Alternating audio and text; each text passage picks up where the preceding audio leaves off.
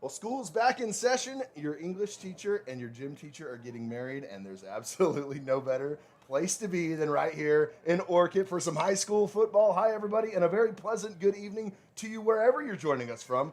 Game number 2, home game number 1 of the Righetti football season as the Nipomo Titans are in town to face off against our Righetti Warriors. Alongside my partner and number 1 Taylor Swift fan, Weston Hamill. My name is Kyle Tucknazini. Coach, welcome back. How are we? Well, I'm doing great. It's great to be back, too. Summer's been awesome. I've had nothing but Taylor Swift and Travis Kelce all over my timeline on social media, so it's just been fantastic.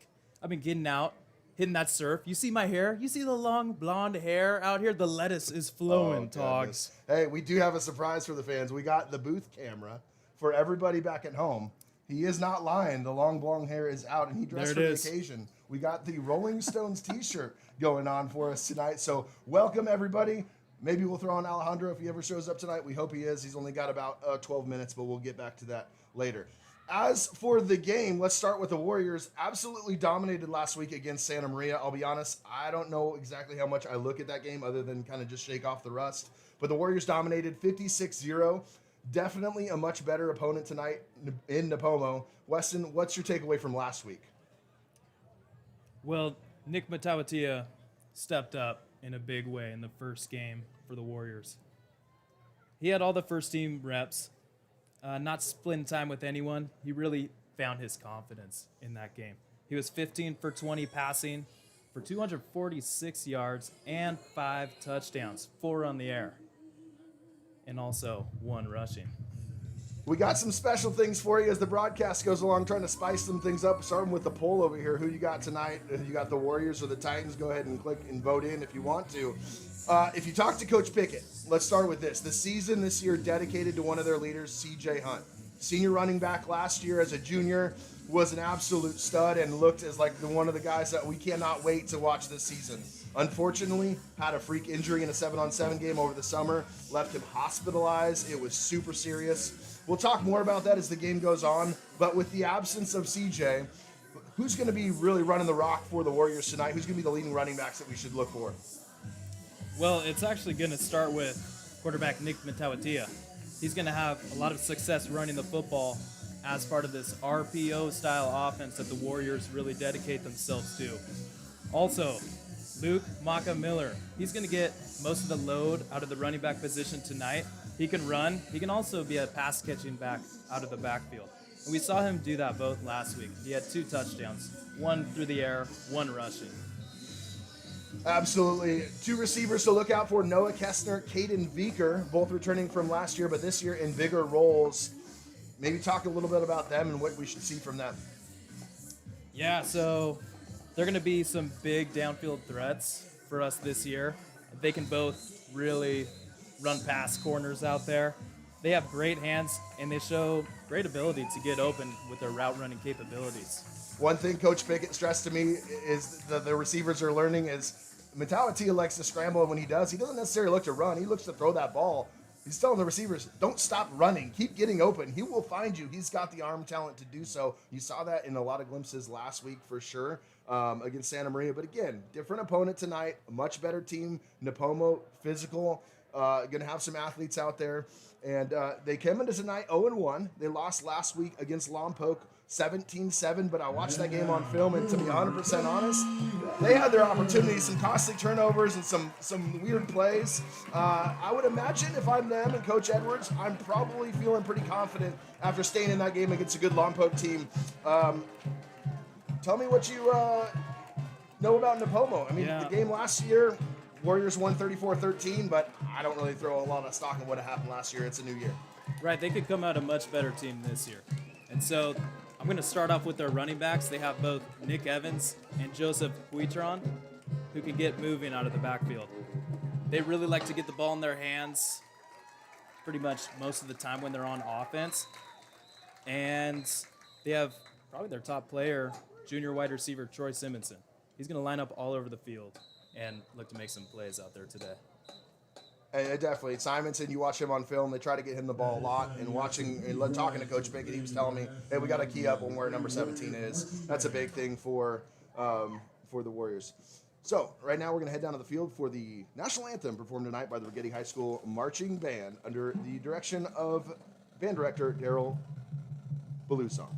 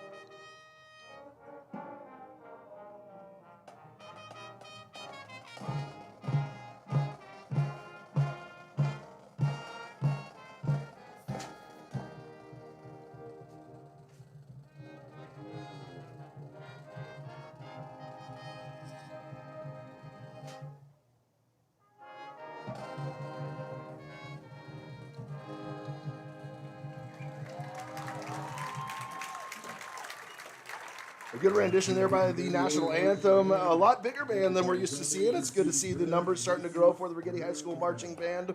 Well, we welcome you in to watch game number 2 as the Nipomo Titans make the 15-minute drive down the 101 to face off against here the Righetti Warriors. Righetti 1-0, Nipomo 0-1, but it's early. A lot to be known, kind of still figuring things out. We talked about the Warriors' offense, Wes. What can you tell me about the Warriors' defense? This defensive group is big up front, Togs. Went in at about 1,000 pounds total on the defensive line. I mean, they are going to really look to fill up the gaps and actually commit to just pushing this Nipomo O-line in the trenches today. There's 2 players also to mention, linebacker Aaron Flores and defensive lineman Aaron Lorea, a.k.a. Bobby Boucher. Oh, I love it. His teammates call him that, and for good reason. He has stepped up big time this year. Look for him and also Aaron Flores to be the big impact players in the middle of this defense. Coach Blake has assured me they're going to do some exotic things on defense. He's excited about where they're going, letting guys play a little bit more man coverage. We'll see as the captains take the field tonight for the Warriors. It'll be Andrew Guerrero, number 60, Fabian Garcia Emiliano, and number 65, Aaron Lorea as your senior dedications for the Warriors. Weston, this gets to our favorite point here, and we do this every week. I need the Weston's ways for the Warriors to win. Give me 3 of them. Okay, let's start with number 1. Look for the Warriors to get Nick in a rhythm early. As a QB, he's a guy who can really take off out of the pocket. Look for the Warriors to find ways to just get him moving in the RPO game, and also, like you said earlier, for wide receivers to just keep going when Nick is scrambling out of the pocket as well. That'll be key to get him just like in a good, solid rhythm today. And then also trust your offense. Use everyone you can on offense. The offensive line, just really push the tempo up front, and also just know when to take your shots as well down the field to your good wide receivers that you have. Number 3, win the turnover battle. That is huge, especially in high school football. Sometimes you get limited chances in this game for high school. If you win the turnover battle, force a few turnovers from the opponent, you can really see yourself putting some points up. Absolutely. Agree with all of those 3 things. I think those are huge points. Well spoken there, Wes. Alejandro's here, so we're good. We don't have to do the scoreboard and made it within 4 minutes to spare. We appreciate that. We'll get Alejandro Cam going here in a second for everybody back at home to say it's our last year with him. We 4 have years of Alejandro. And he's been helping us for 4 years now, and he's finally a senior. And he stuck with us for 4 years. I think he probably deserves some sort of award. He never complained one time, always did what was asked of him. Look at him. Just a star in the booth. Well, we're about ready to get started. The Warriors will kick. David from Spain will kick off for the Warriors. They will be defending the west end zone. They will be wearing the black tops, the purple pants, and the white helmets. Nipomo in their cardinal pants, white tops, black helmets will be receiving. Looking into the sun in a kind of a weird weather right now. It is 62 degrees, sunny, and not a whole lot of wind, but any wind will be in the favor of the Warriors here in the first quarter. So the band, his drum roll is playing, the student section's on their feet, David's ready, and Warrior football's back here in Orcutt. David kicks it to the 1 yard line as it's fielded, run, and a good tackle there. That's number 35, Neo Galindo, with a great special team stop there for the Warriors. The return man for the Titans, number 17, kind of all-purpose guy, will play both ways and on special teams, number 17, Troy Simonson.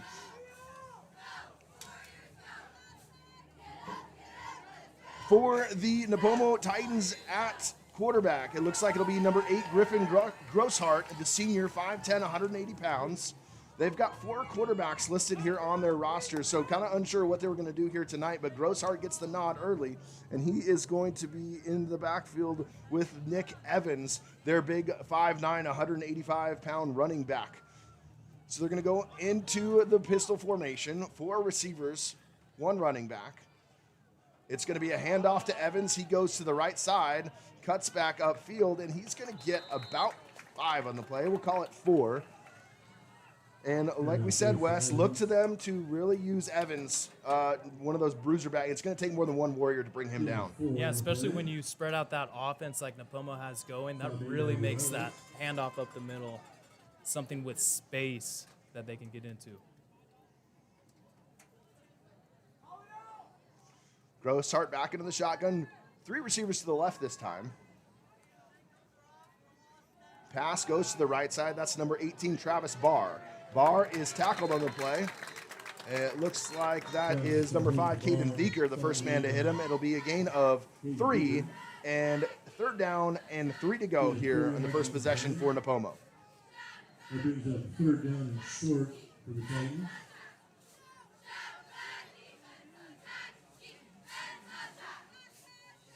So no huddle here for the Titans, but they get the plays from the sideline. Not exactly up-tempo, but definitely no huddle. They don't huddle up. They just get out to the line of scrimmage. Grosshart dropping back, pump fakes. Now looks for the tight end. That's Simonson. That had some steam on it, in and out of the hands, and it'll be an early 4th down for the Titans. They do like to find their tight ends. Look for them to do that here in this game. That was actually a really good play call to go for the first down on 3rd and short there, but, man, that came in like a missile. Absolutely. Looked like they faked the bubble screen, and then they tried to find that tight end in space. They had it there, just maybe a little too hard there. So Thomas Harris back deep to receive the punt for the Warriors, and I believe that's Noah Krebs, the punter for Nipomo. Snap is good. Krebs' kick is end over end. It'll be short. It'll bounce about the 49-yard line and take a Nipomo hop. But good field position here coming for the Warriors as Nick Matawatia. Split time with Gilbert Murguia last year. Now it's his team fully. And you saw it last week. He made some absolutely impressive throws. Well, he just took the momentum from last year, I think, Togs. Nick Matawatia, we saw some real flashes in his play from last year, and then he took it to game 1. And really put it on film. Really strong quarterback. Every bit of about 6'2", 6'3". Matawatia is going to run this one. He's got space up the middle. Matawatia pushes forward, and he had a lot of space. He's going to get about 7 on the play. They did that last week. They took him up first play from scrimmage, Matawatia on the run, and Coach Pickett not afraid to use their quarterback to run the football, and can be really effective. It is a really effective play because the QB draw in that situation, you essentially have 10 other players blocking for you. Rather than the quarterback handing it off, well, Matawatia could just take it for himself. Matawatia, empty set. Matawatia drops back, looks complete. That is Justin Oliveras, the senior receiver, gets inside of Nipomo territory, and it'll be 1st and 10 from the 41. A good play call there, and a first down for Righetti. I really like the timing, too, on Nick during that throw. Took a split second up the middle, turned to his right, quick fire, and quick hips on that one. First run for Maka Miller is a fumble, and it looks like Nipomo will jump on it. Griffin Groshart, I believe, is that number 8, the quarterback playing both ways? That is. And it is a costly turnover for the Warriors, and he was in the backfield and almost kind of just took it out of his hand, but first turnover goes to the Titans. Oh, man, and with some momentum from Righetti on that drive.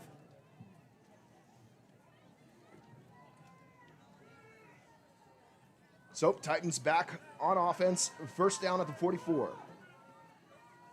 Groshart, who just recovered the fumble, into the shotgun. He's going to look to the right side. Now he's going to throw, and that's in and out of the hands. That was on the money. Just dropped there by the receiver, Adam Ortega. It'll be 2nd down and 10. That's back-to-back good throws there by Groshart. Just unable to come down with it from his receivers.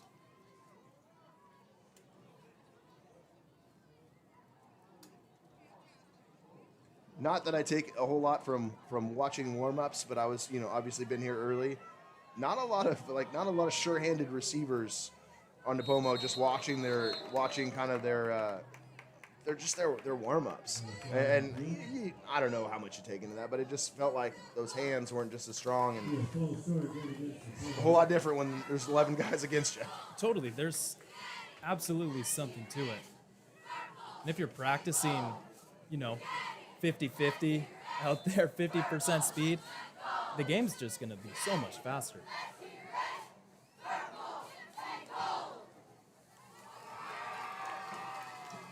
False start penalty on the Titans. 2nd down. That passes to Simonson into the out, and that is a good tackle there. Thomas Harris came down from the safety position, and Thomas Harris has been flying around the field early for the Warriors, really being a leader out there at the safety position. Just really good IQ. Totally, and that's a few times that the Titans have gone to bubble screens, and Righetti flying to the football. I really like to see that from the defensive back so far. So 3rd and long. Let's see if Coach Blake adds some pressure here, or if he's going to sit back and just kind of play the down and distance. It's going to be a handoff to Evans going to the right side. He's got some space, and Evans will get outside near the line to gain, but I believe it'll be just about a yard short. It'll be 4th down and a yard, and a decision here for Coach Russ Edwards for the Nipomo Titans, and he's going to leave the offense here on the field. 11, that brings up 4th down and 1. It is going to be a quarterback sneak by Groshart, and he's going to definitely get it. Gets 3 as they push forward. So Nipomo will have the ball 1st and 10 at the 44. And a good job by Nipomo to get up to the line quick so that Righetti wasn't really in their defensive position on that one. A lot of things you could do there, draw them off sides, run a quarterback sneak, and they had the numbers there to go straight forward, and they did. Evans, handoff up the middle. He's got some space, and he will get about 11 on the play. So early on, Nick Evans running hard for the Titans. Absolutely. Nick Evans, 2 back-to-back good runs. Looks like we have a timeout on the floor, timeout on the field.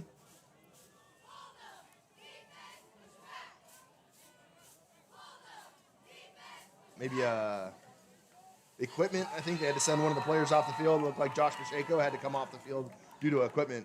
It wasn't necessarily a timeout. It was the officials' timeout. Here we are, first down and 10 for Nipomo.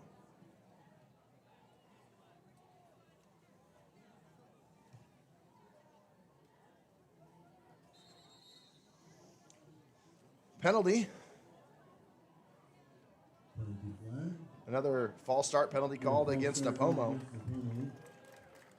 So it'll be 1st and 15.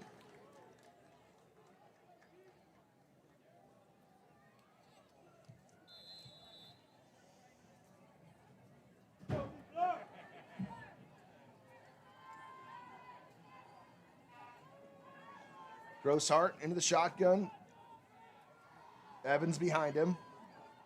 Grosshart drops back, looking left. He's got him, and that's going to be, just out of the reach of Thomas Harris. If that ball was underthrown anywhere, Thomas Harris had jumped that route, and that was going to be probably 6. He was totally set up for a pick 6 on that one. Just out of reach. That would have been such a great snag by Harris. 2 one-handed snags in 2 weeks. The one he had last week, it got called back for a PI, but I tell you what, he jumped up, one-handed it. Oh, man. Oh, man. It was impressive live, and then watching the video back on Instagram. Oh, man. That was fun. Almost had another one there. 2nd down and 15 for the Titans. High snap. Evans runs. Drug down from behind. I believe that's 77, Chris Ruelas. Handoff goes to Evans for a gain of 4. Call it a gain of 5 on the play. Brings up 3rd down and 10. Another long 3rd down for the Titans. That brings up 3rd down and 10. For the Definitely. You can see so far Nipomo is pretty in sync with their run game as far as the offensive line getting out and blocking as well. Warriors bring pressure. Doesn't get home. And that is Ruben Ramos who comes up to make a play on Evans. And it's going to be another 4th down decision. This time it's going to be a bit longer. 4th and 4. 27 would be a 42-yard field goal into the wind. Probably one where you leave the offense on the field, and it looks like you will. That's a good call because if you don't get it, then Righetti only takes over at the 25 or so. Pass is intercepted. That is Josh Pacheco jumping that route, and a turnover answer by the Warriors defense. Great job to jump that route.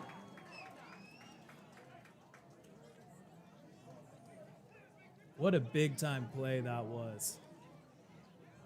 And a great opportunity to set up some momentum for the offense now. Do we have a turnover cam on that one? I'd like to see Alejandro's face right at that turnover. Alejandro, oh, my goodness. we have a camera now that we can show the booth. Are you ready for the face reveal? Probably not. Probably not. Not yet. Not quite yet. Not yet. He's got to do his hair. 1st and 10 from Matawatia. Matawatia flips it out, makes a good throw. And that's to Maka Miller out of the backfield. And Maka will get up to the 21-yard line. Kind of had to throw that over the jumping defensive back. And a good throw and catch. Maka Miller out of the backfield. He can do it all. He's definitely a multi-purpose back. Yeah, he's a shifty back. And I think that was just a nice touch pass there from Matawatia. I'm excited to see what this offense has in store tonight with Nick so far. 2nd down and 4. This one is a handoff to Miller, and he's met by Simonson.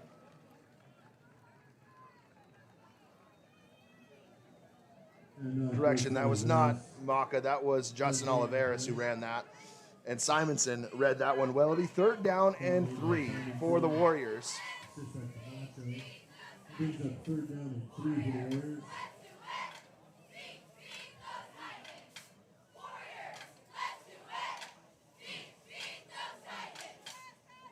Four receivers, Maka Miller in the backfield with Matawatia.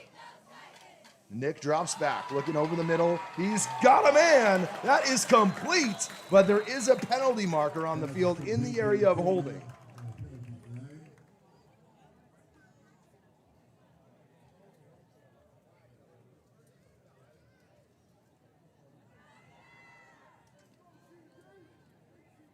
It looked like Casper Gomez caught that pass.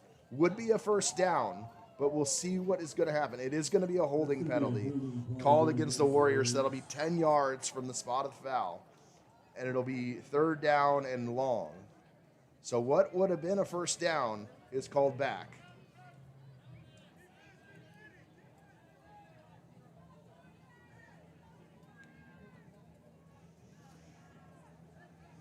That's going to put the Warriors back to the 11-yard line. The Warriors bring some speed onto the field. They've got 4 receivers and a running back. Kessner, Gomez, Thomas Harris is into the game. Caden Veeker lined out wide. This could be a quarterback run. Matawatia steps up into the pocket. He's going to run. He's got some space. He's got some space around the right side. That'll be a first down. A great job there by the receivers to throw it. And there's a late hit there. Some late hits there on the sideline. I would assume, and I hate to assume, but I believe they're going to get that Nipomo. It could be a retaliation. I didn't quite see it. I was kind of watching the play. Weston, what do you got? I did not really see, with the play being so close to the Righetti sideline, I couldn't see what really happened there. The officials will sort it out. We do got the chat log going. We got our first comment. Let's go Warrior Pride from Bourne, Texas. All right. You guys that are watching in Bourne, Texas. Hope you guys are doing great. Thanks for tuning in to the broadcast. 0-0 here, 4:56 left in the first. 2 turnovers, one by the Warriors, a fumble by Maka Miller, and another interception by Pacheco for the Warrior defense. And both teams have moved the football. Personal foul was called against the Warriors, Weston. Now, here's the interesting thing, is if it's after the play, the first down should still stand. Correct. The ball spotted is about 11 yards or 12 yards past the line of scrimmage, or the first down game. Play resulted in a first down, so they're going to move him back. So really, it's going to be first down and 10. They get a new set of downs. That's the big thing. Right. We got some more people. From Arkansas. Hope you guys are doing great. And Huntington Beach as well, all over the U.S. I love it. Way to represent. Represent the Warriors or the Titans, who, if you're listening from the Nipomo side, we welcome you as well. You just ran across the line of scrimmage. I don't know if that's legal.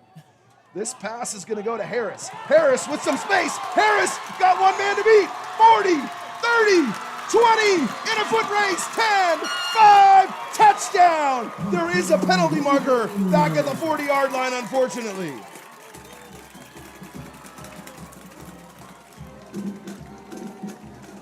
It may be a sideline warning.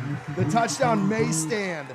The way they're signaling, I believe it will be a sideline warning, and the touchdown should stand. Thomas Harris. Absolutely. Is that 79 yards for Thomas Harris. Wow. What a game-changing type play from a big-time player, Thomas Harris. My goodness, this kid is just full of highlights. David on to kick the extra point, and it is good. So with 4:41 left to play in the first quarter, the Warriors 7, the Titans 0. We got a former Righetti alum, Brian Monaghetti, listening from the University of Oklahoma. He says, Boomer Sooner. Oh, nice. Brian, we hope you're well, man. We miss you out here.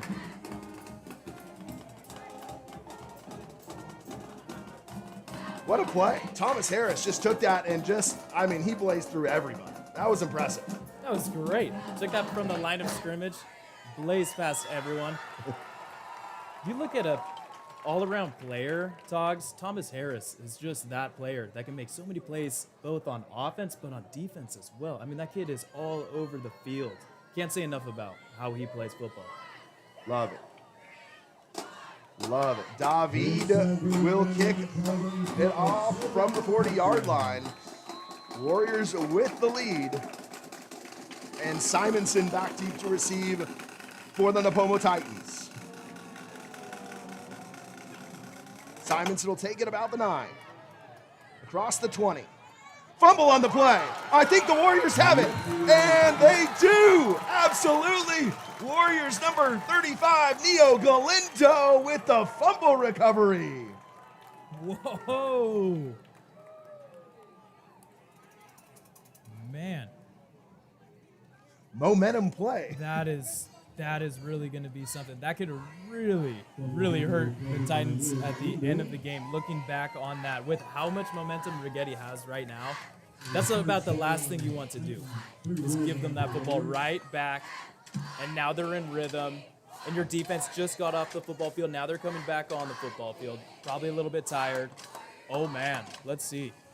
Matawatia into the shotgun. He's going to look. No, he's going to run. He's got some space. He's got a lot of space with Maka Miller in front of him. Matawatia down to the 10-yard line. A big run by Nick Matawatia. And I love that. Maka Miller, the running back, out just selflessly lead blocking for the quarterback. And that's something Pickett really talked to me about. Was like, Maka Miller's that's the kind of guy he is. He's just a selfless guy. He'll go catch the ball, run the ball. He'll block for his quarterback. And you saw it right there.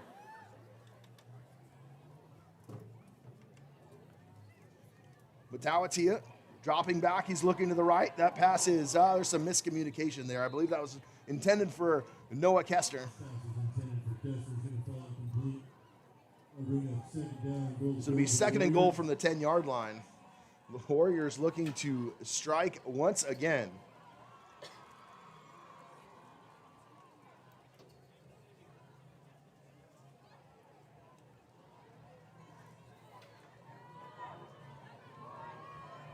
Matawatia rolls. No, he hands it off to Maka Miller. Maka Miller doesn't have anywhere to go.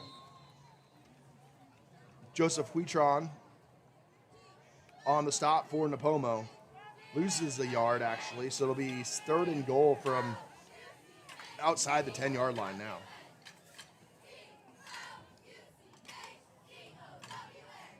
Nice play there from the Nipomo D-line to really fill the gaps. I like what I'm seeing right now, actually, talks from both teams' linemen. I think that the momentum's kind of shifting kind of both ways as well, because Righetti's totally full of effort right now with the offensive line, but Nipomo really has some beef up front. Back foot throw to Kessler. Kessler to the 5-yard line to the 4. And Coach Pickett is going to have his first big decision here. 4th and goal. Definitely David can make this. Go up 10 or risk it and try to get in the end zone. What's he going to do? What do you do, Coach? Oh, I'm kicking. I'm taking the 3 points. I think it would be tough to just hand Nipomo the football back when you got a gift on that return fumble. So I'm kicking from the 5, but also their offense is looking solid. I want to score here. You're I know scoring. it's early. Maybe it's a league game, it's different. It's early. Go score. Go at 14. Set the tone here. At worst, your defense is playing decent ball. You got them pinned back. I'm all for Coach going and going for it here, but he's going to take a timeout and talk it over. A good timeout call. Definitely a good. We'll see what he does. But you're on the favor of kicking. I'm on the favor of going for it. We'll see what he does. Yeah, good job. Take some time here. It's really a 50-50 call. I would just flip a coin on this one. Well, part of our new thing this year is we got some ads, I think, and let's see if we can get one going right now. There it is. American Linen Rental. We're throwing those up on the screen. We got some advertisements. These guys, every game for our levels, wash and clean all of the jerseys. And they sponsor us every year, and Miss Lachey and Coach Pickett wanted us to shout them out and say thank you for all you guys doing at American Linen Rental. If you're here in Santa Maria, you make sure you use them, but we appreciate their support of Righetti football. If you want to advertise with us, you can do so. Email RighettiFootballProgram@gmail.com. We can get your ad up here on the screen during the game. Maybe you throw in a few bucks for some McNuggets here for Alejandro, because that's about all he eats. Oh, yeah. That's what we're talking about. So, nice feature there, Talks. Hey, we plugged it all right. There's nothing like a clean jersey. I mean, having to go out there with a stinky one, I mean, oh, man. All the dirt stains on this field, though, they really get stained hard, Yeah. you know. All right, they're going to go for it. Leave the offense on the field. Matawatia dropping back. He's going to run. He's getting blitzed. He's throwing it. Now it is incomplete. I believe it was incomplete. It might have been intercepted. Regardless of if it was incomplete or intercepted, it's going to be Nipomo ball. I didn't see it through the many players that were blocking my field of vision, so I cannot confirm what that was. But in my, regardless, they do not score. It'll be turnover to the Titans. The ball's going to start on their own 5-yard line. And it looks like they're placing the ball actually at the spot where that may have ended up as an interception. Okay, so it will be first down and 10 from the 5-yard line.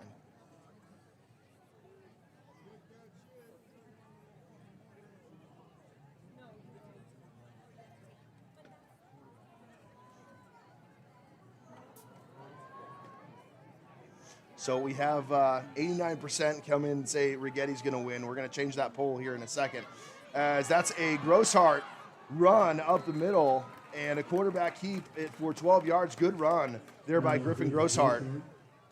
Picking up a first down for Nipomo. Been pretty impressed with him. His throws have been good. He hasn't got a lot out of it, from his receivers, but he's playing good football so far. Totally. You can tell that this kid is a player. I think from Nipomo, too, is they are physical. They have some big players at skill positions, too, Togs.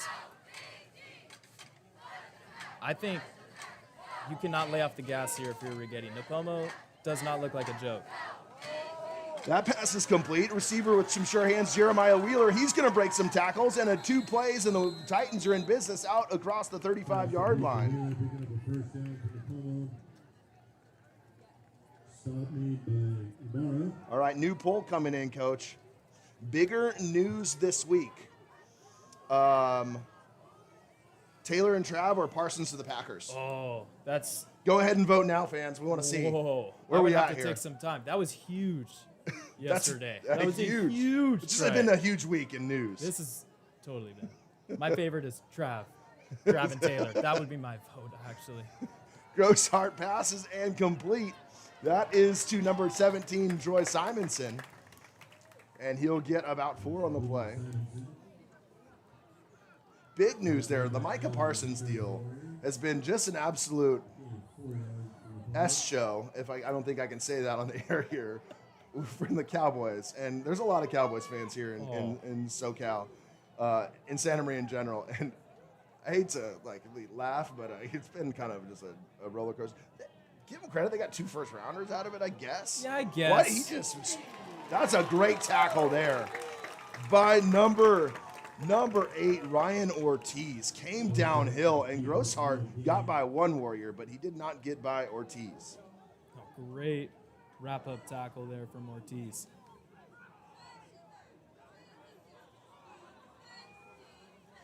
And definitely the smaller guy, too, but he really took it to Grosshart on that tackle. He did. Trouble made by Orcutt. So 3rd down for the Titans. 27 seconds left in the first quarter. Grosshart looking to the right side. That pass is in and out of the hands of Simonson.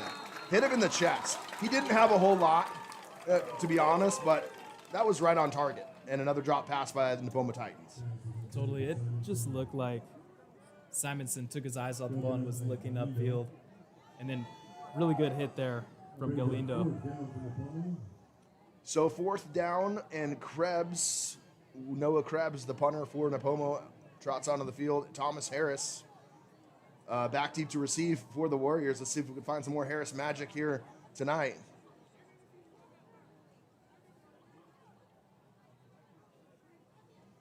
Snap is good.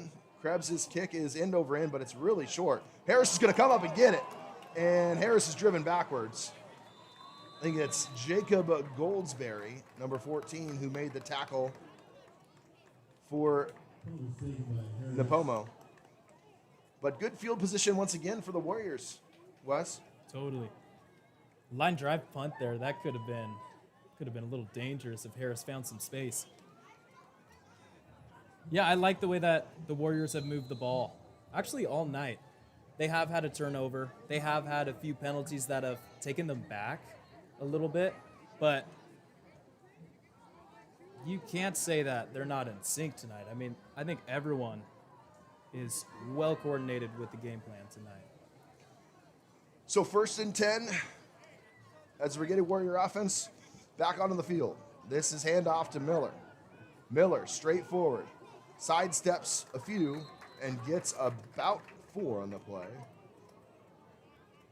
Handoff goes to Miller.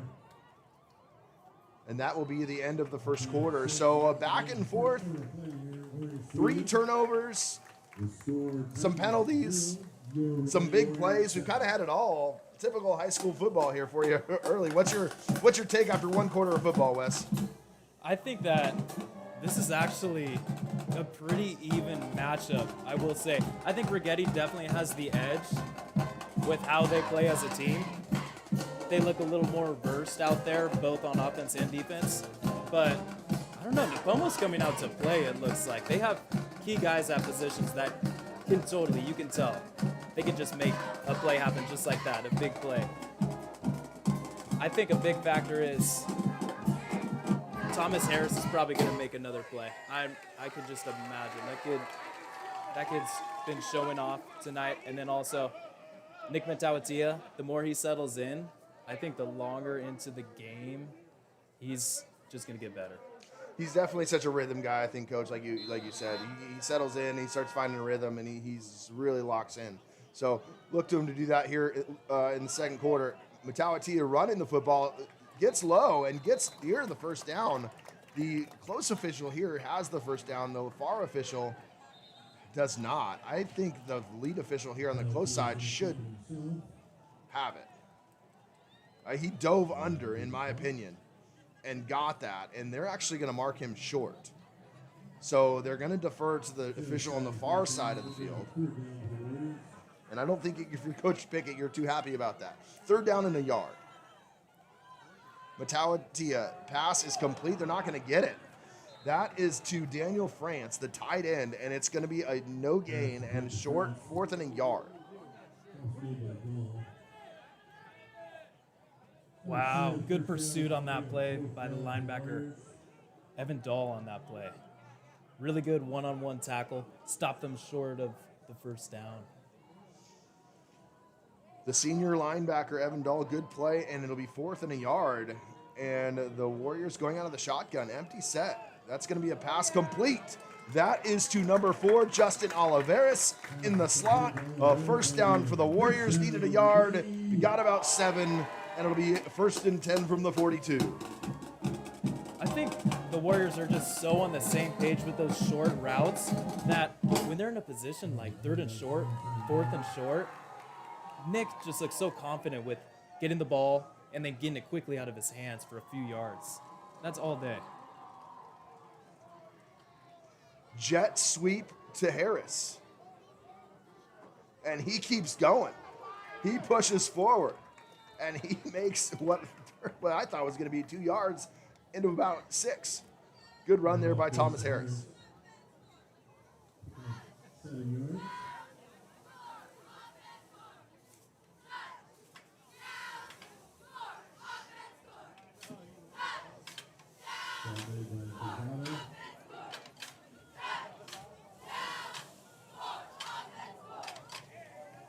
Second down and 4. Matawatia off his back foot. That ball is complete.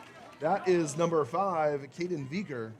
But really no room to run there. It'll be third down and 4 after no gain.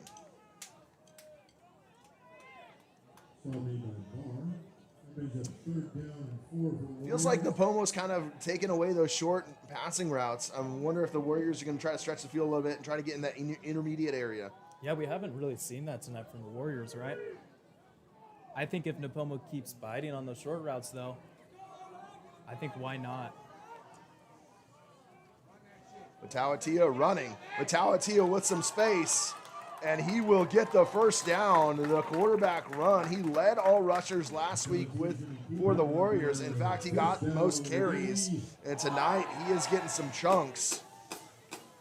And it seems like every time he takes off, he's got 5, 6, 7 yards in front of him, no problem. And that's just so hard for a defense to be able to defend a quarterback like that, who has so many options that he can go with, especially on the third and short, third and intermediate. To be able to scramble like that. Matawatia looking to the left side. That pass is in. Oh, no, it is incomplete. Thank goodness. That route was jumped, and I thought it was picked off, but it wasn't. Thankfully, hit the ground. The receiver rolled over and luckily saw the ball on the ground.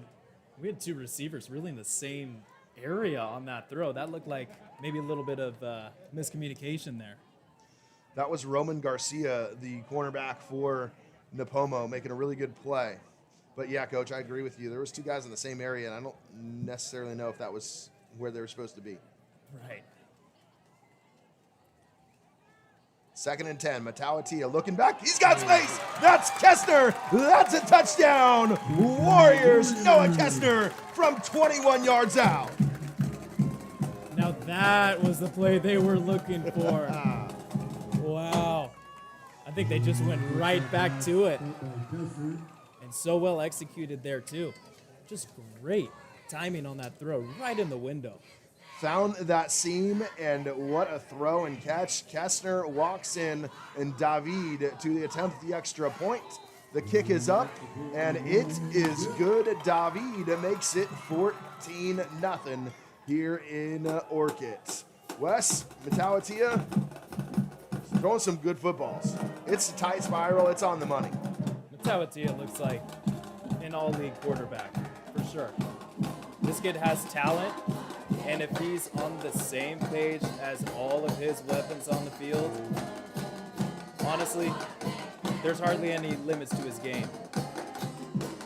I talked with Coach Pickett a lot yesterday about Nick Matawatia, just saying, I was watching the game just on the sideline last week. It seemed like he was kind of a different quarterback. It seemed like he was just had so much more confidence about him, just in the way he was going about it. And he said, absolutely, he's always had the skill set, and he's just been a quiet leader, and now he's starting to find his voice as a leader, as the captain. I mean, you're the quarterback, you're always going to be one of the captains and the leaders. You build a lot of trust with the whole coaching staff, and he does that on a weekly basis. Put in a lot of work over the summer, did a lot of camps at some big schools, got on some teams' radar, and Matawatia is really looking good early in the season. This is going to be fielded by Jeremiah Wheeler, and he stiff arms the guy and gets across the 40-yard line. He dropped that initially and still found a way to get that out across the 35-yard line. But back to Matawatia, Coach. I mean, I'm impressed early, and I can't wait to see what he can do this year. Yeah, he looks like the real deal. I think where Matawatia goes, the Warriors really go this year. They do look like they could be a complete team this year. I'm excited to see what the Warriors have after watching one quarter of football. And let's see. Matawatia, I like this quarterback battle, though, actually. I like Grossart. I like Matawatia in this matchup. I think Righetti just keep on going forward here. New quarterback, though, as you say that. Sam Gutierrez, the sophomore, is into the game for the Nipomo Titans, number 2. He hands that ball off to number 3, Nick Evans, and that gets to the 48, which should be a first down. It will be. So a gain of 10. But yeah, new quarterback here. They have, like I said, 4 quarterbacks listed on their roster, and we've seen 2 of them so far. Wow. Okay, little change of pace going from the Titans then. Handoff again to Evans. He sidesteps to the right and has got some space. He gets near the sideline, and he's finally pushed out of bounds by Ruben Ramos. But again, a big run by Nick Evans, who has been pretty impressive when he gets into space. Very much so. That was a really good jump cut to Righetti Lyman, right in his face, ready for the tackle for loss, and just not quite. And Righetti's getting through. The Righetti defensive line has been in the backfield tonight, but just about wrapping up. Warriors 3 down linemen. Evans again. And this time the Warriors sniff it out. And that looks like that is big number 32, Elijah Kim, who, talk about a swift guy for as big as he is. Elijah Kim can move. You can see him playing running back. You can see him playing defensive tackle. You can put him at tight end. He can catch the ball. He's kind of a Swiss Army knife of guys, and he's a big boy. He plays with a big frame and really athletic there on that play.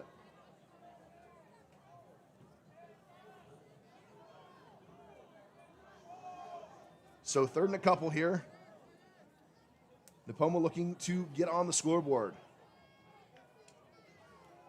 Hand off to Evans. Evans cuts forward, and he will have the first down. As that is number 77, Chris Ruelas, who makes the tackle. But Nipomo's starting to go a little bit more up-tempo here, Coach. Right. And now with this new quarterback, Sam Gutierrez, they have not thrown the football once. So, and you see on the last play, Righetti sending the pressure. I think they can just start doing that a little bit until they see what Gutierrez has for his arm. Interesting. They only got 3 down linemen, and they look like they're pretty committed to running the football. A bumble snap, and that is Gutierrez jumps on it, but it'll be a huge loss as that took an interesting bounce. A bad snap by the center, and another miscue for Nipomo, who's, like I said, watching him last week, kind of similar. They had opportunities to just shoot themselves in the foot sometimes. Yeah, they've had a few botched snaps tonight. Already turned the ball over. And right now they've had good momentum with just running the football. Evans, again, the workhorse, going left side, and he is met by Big 68, and that is Arkansas. And I say Arkansas, that's his nickname. Number 68, Damian Martinez. They call him Arkansas. Warriors are pointing like they might have got a fumble, but I'm not sure the officials agree. But Big 68, he's a big boy. You watch him down there, and he's from Arkansas. He's about as big as Arkansas. He plays as big as Arkansas. He can move some poundage down low, and he stuffed the run there. Good play. Honestly, say no more. You throw in a nose tackle, and his nickname's Arkansas. Like, I'm scared. I'm already scared. Pig suey, as they say at the University of Arkansas. Warriors come with some pressure. Gutierrez throwing left, and there's really nobody there, and that goes incomplete. The Warriors defense, great job in coverage. There was 3 Warriors defenders and only 1 receiver, and that was Gutierrez's first throw of the night, and it was well long. It looks like Coach Blake is just really keying in on, if they're going to have Gutierrez in as quarterback, we're bringing the pressure. And make him hurry up to throw the football just like he did there if he's going to do that. 6 minutes left in the second quarter. 4th down and a long ways. I think it's 17 yards. Quarterback still on the field. They're bringing pressure from the right side. They're going to run. Evans almost gets there. He might get it. He does. Nick Evans on 4th and 17. What a huge play for Nipomo when they need it the most. I mean, wow. I am speechless on that one. What a low percentage call. I mean, yeah, halfback draw is actually not the worst choice in that situation. You can at least pick up a chunk of yardage. But to pick up 20 yards on that one, what is going on? Just well executed. So new running back Goldsberry runs ahead, and he is stopped on the play by Ruben Ramos. So Evans gets a break. Jacob Goldsberry in the 5'9", 165-pound senior. So it'll be 2nd down and 6 for the Titans. As we approach the 5-minute mark here in the first half, it's been all Warriors on the scoreboard, but if you look at moving the football, Nipomo's been able to do so. They're at least right up there with Righetti. Goldsberry again up the middle, and he will push the pile forward, lean, and fall inside the 10-yard line. So just what the Titans need, a 1st and goal after Jacob Goldsberry. And the Warriors are sensing they need a little bit of breather, and they're going to take a timeout. Coach Pickett wants to give his defense a reset, and that's a good timeout call. That is a good timeout. We just saw a big 4th and 17 pickup, and then also another good run from Nipomo. That's a good call. I will say, we got to give Nipomo some credit, Dogs. They just do not give up no matter what the situation is thrown at them. They haven't showed us once that they're just going to they're just going to lay down and give up the football. No, you got to make plays in order to take the football back from them. They're a physical team. That's one thing I noticed with watching them on film. They're physical. They get off the ball quickly. They're definitely way more physical and more talented than they were last year, 100%. Obviously, Coach Edwards coached a long time for Nipomo, took some years off. Now he's back coaching, and you're seeing a big difference here for Nipomo Titans, and definitely they're trending in the right direction. They definitely look like a good football team. Sure, they have 0 points right now, but this is a team where no matter what the score is, you can't just be complacent, I don't think. I don't think you're ever safe with the lead against a team like Nipomo, who's never going to give up, it looks like. So after the timeout, it'll be first and goal from the 9-yard line. Sam Gutierrez at quarterback. The quarterback change, and there's a penalty on the play. They have too many men in coverage. Somebody's got too many men on the field. I believe they might have 12 men on the field. Yeah, they have 12, I think. Yeah, the Warriors got 12 in formation, so that's an automatic penalty. So it'll be first and goal at the 5-yard line. I had to do some quick counting there, and I counted 12. Yep.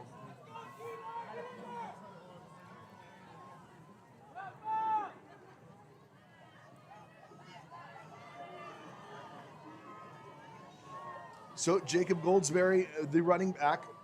Sam Gutierrez at quarterback from the 5. Gutierrez throws it to the right side. That is hit.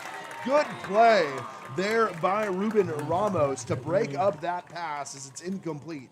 It'll be second down and goal. I'm curious if the Titans bring in Nick Evans. He had a couple big runs, and we haven't seen him since that big run. No, that's a good call.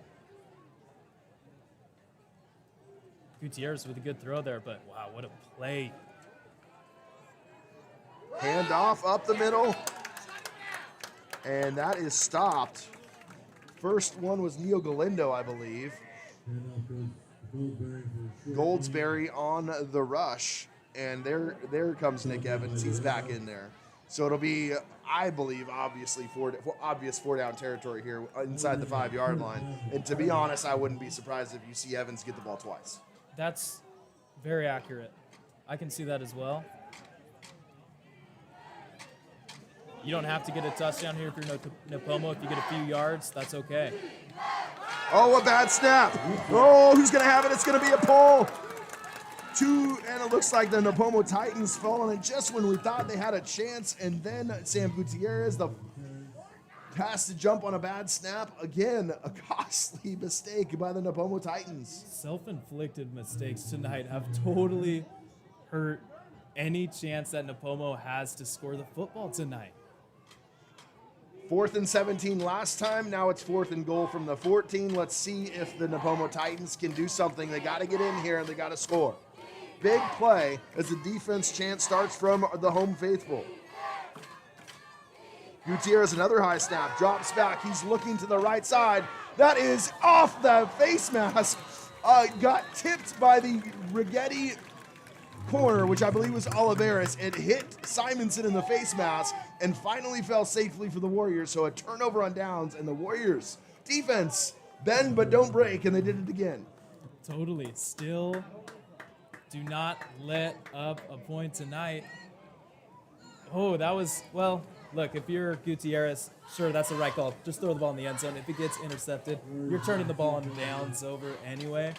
But that ball was just floating up there for an interception. So the Warriors with 3:22 left to play in the second quarter. And remind you, the Warriors will get the ball to start the second half. Matawatia into the shotgun.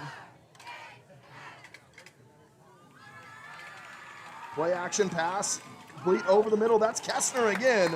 Noah Kessner out across the 30 to the 33, and Noah Kessner can absolutely fly, Coach. We watch him play in baseball, and I talked to Coach Pickett, and I know it's like once he gets going, I mean, he might be one of the fastest guys around. He is quick. I believe it. I believe it. Seeing him on the baseball field, the kid's a really good athlete. Well, we got a legal formation penalty, so that catch by Kessner is not going to stand, unfortunately. It'll back him up 5 yards. It'll be 1st and 15 from the 10-yard line. 3:16 left to play. But to our point, Noah Kessner, I bet he'll see a few more targets. I think so. He hasn't had too many passes thrown towards him tonight, but the kid can move. So let's see how risky Coach Pickett gets here with 3 minutes left to play in the first half, knowing you get the football right back. Matawatia dropping back into the slot. That's Elijah Kim. Kim pushes forward, and Kim gets a first down So great play right there. Number 32, Elijah Kim. We saw him on the D line. You see him catching the ball. The kid can move. I'm telling you what, he's like sneaky quick for as big as he is, and he plays well under his frame. Yeah, and especially the yards after contact, too. The kid's going to keep his legs moving, as you can see on that one. Matawatia keeps it. Matawatia pushes forward, gets close to the first down, but it'll be a gain of 9 with 2:32 left. The Warriors have 1 timeout left, the Titans with 3 timeouts. Remind you that the clock stops on every first down in high school to reset the change, and then it's wound as soon as they reset it. Second down and a yard. Penalty marker on the play.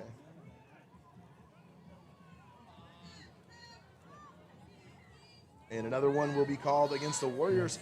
Coach, pretty good crowd tonight. I gotta say, looking down, you got the student section in their construction gear, neon. I believe was that the theme? Construction. And they got the neon vests with the helmets, the lighting up, flashy, a lot of light ups. It's cool. Good atmosphere. Yeah, good school pride out tonight. Yeah, this is a really good attendance that we have tonight. You love to see that. Matawatia got some time. He's going to scramble to the right. No, he's not. He's going to fall and get brought down into the backfield for a sack on the play. It'll be 3rd and long. That brings up 3rd down for the Warriors. Griffin Groshart on the quarterback sack. And, Coach, I'm surprised, to be honest, that Nipomo hasn't called a timeout here just to stop the clock. I would assume they probably do after this play. But they're letting the clock tick. 1:25 left to play in the third. Or, correction, in the first half. It's game 1. Give me a break. Matawatia looking deep. That pass is complete.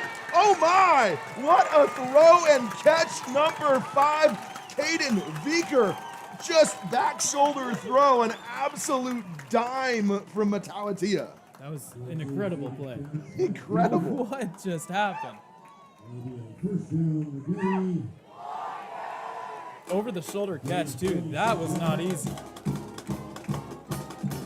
Matawatia looking to throw again, now scrambling. He's going to dump it off to the backfield. That's Maka Miller. Maka Miller does a good job of getting out of bounds to stop the clock. And that will be a gain of about 3. It'll be second down, but the clock stopped with 1:07 left to play in the first half.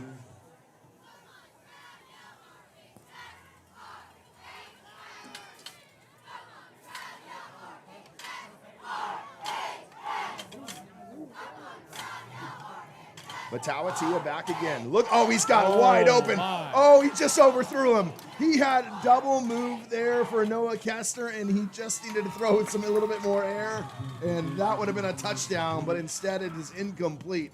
A great route. Missed opportunity there. It's a really good play call, too, because Nipomo goes with that single high safety and just one-on-one on the outside on a double move. Oh, man. Matawatia does not miss much, but right there, he wants that one back. 100%. We'll be watching the replay, and let's see how he responds. That pass is complete.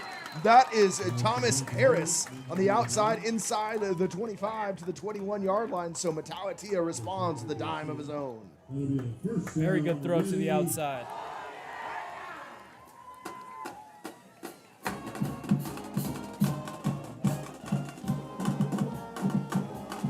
53.9 seconds. The clock is stopped. 1st and 10 for the Warriors. Matawatia drops back, looking to the right. It's going to be a fade route, and there's some confusion there.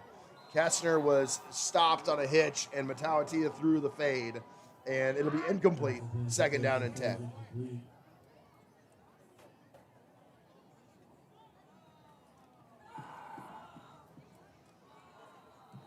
We appreciate you guys interacting there in the chat. Righetti student here. Hope Righetti wins. Cosmo, we appreciate you. We hope that too. It's been a good game so far. All Warriors 14-0 on the scoreboard, but a tough game for sure. 2nd down and 10, another penalty marker. Or maybe it's a timeout. Not sure if I saw a flag.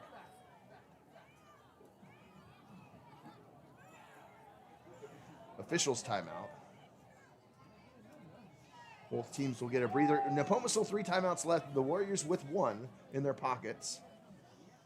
So hoping for kind of a 2-for-1. They score with no time left, and then they get the ball right back in the second half. Totally. I like that they are being aggressive here with the last possession of the half as well.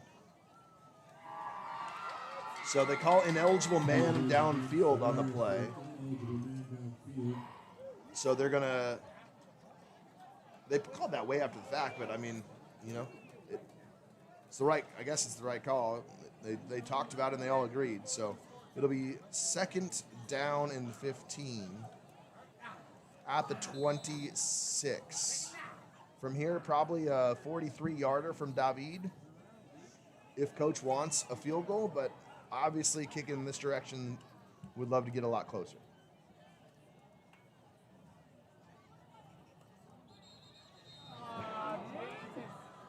Another procedure penalty called against the Warriors. It's been kind of this, I wouldn't say it's been a huge story, but they've definitely gotten nicked by a few penalties. Oh, that's for sure. There's been a few personal fouls penalties that have really stalled drives for them as well. Still so the line across the way says first down. The scoreboard says second down. I have to go with what's on the sideline, so I think it's first down. First and 20 for the Warriors. Matawatia drops back. He's got a man in the flat. That is complete. That's, I believe, Oliveris. And that is going to be about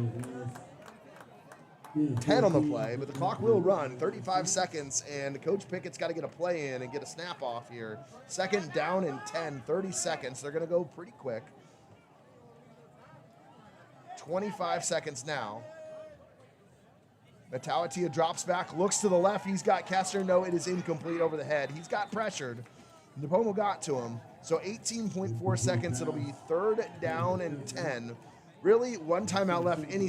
You can do anything here. You don't have to take a shot to the end zone. You can throw it short. You can run a draw. You can run the quarterback. Coach, what's your play call? I think I'm just doing something safe here. I'm going with the quarterback draw, seeing how much that can get. Or Matawatia on the run as well. I talked to Coach Pickett before, like yesterday, and he said he feels confident from David from about 35 to 40. And that would fall under about this range. Matawatia dropping back. He's got a slant. That's incomplete. So it'll be fourth down. Tried to hit Viker on the post route. And a decision again. And I hear field goal. So David is in.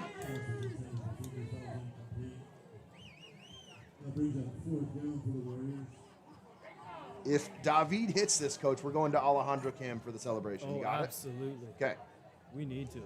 I feel confident. It is going to be from the right hash, 29 yards. Nope, it'll be 39 yards. From the 29-yard line, will ball go down. So it'll be 39-yard field goal from David. Alejandro, the snap is good. The kick is up. It might be left. It is way left. Alejandro sweating bullets up here as that kick is missed. But 10 seconds left to play in the first half. And the Warriors try to field goal. I like that play. Let him try to kick it. You never know what you're going to get. It's a tough place to kick, especially into the wind. You never know what you got. And he looked like he had the distance for it, too. He just pulled it way left. Not a bad call. Defense is struggling to get on the field. So Nipomo, 10 seconds left, 3 timeouts. I doubt they try to do anything super crazy here, but you never know. Handoff is to Evans. Evans goes forward. Evans down the sideline. He's got one man to meet. Thank goodness Harris pushes him out of bounds. But 1.7 seconds left on the clock, and now what was going to be just a run to kind of run out the half now can turn into a deep bomb and a Hail Mary attempt. They can absolutely go for it.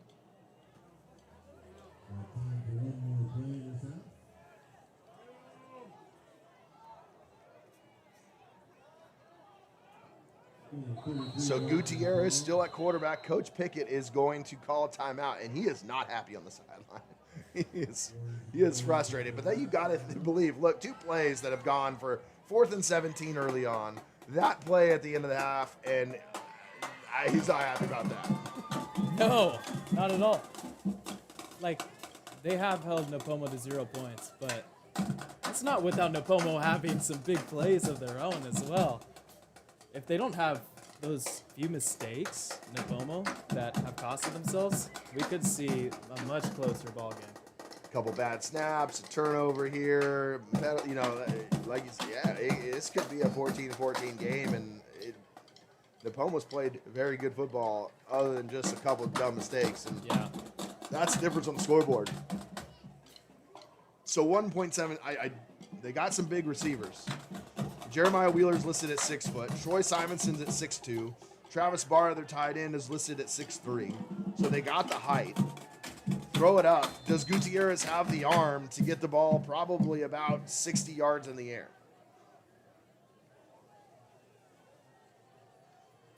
And will he have time to do so? Gutierrez drops back. He throws it short, and that is incomplete. So no harm done. Good job by Elijah Kim to pressure the quarterback and move him to the left side.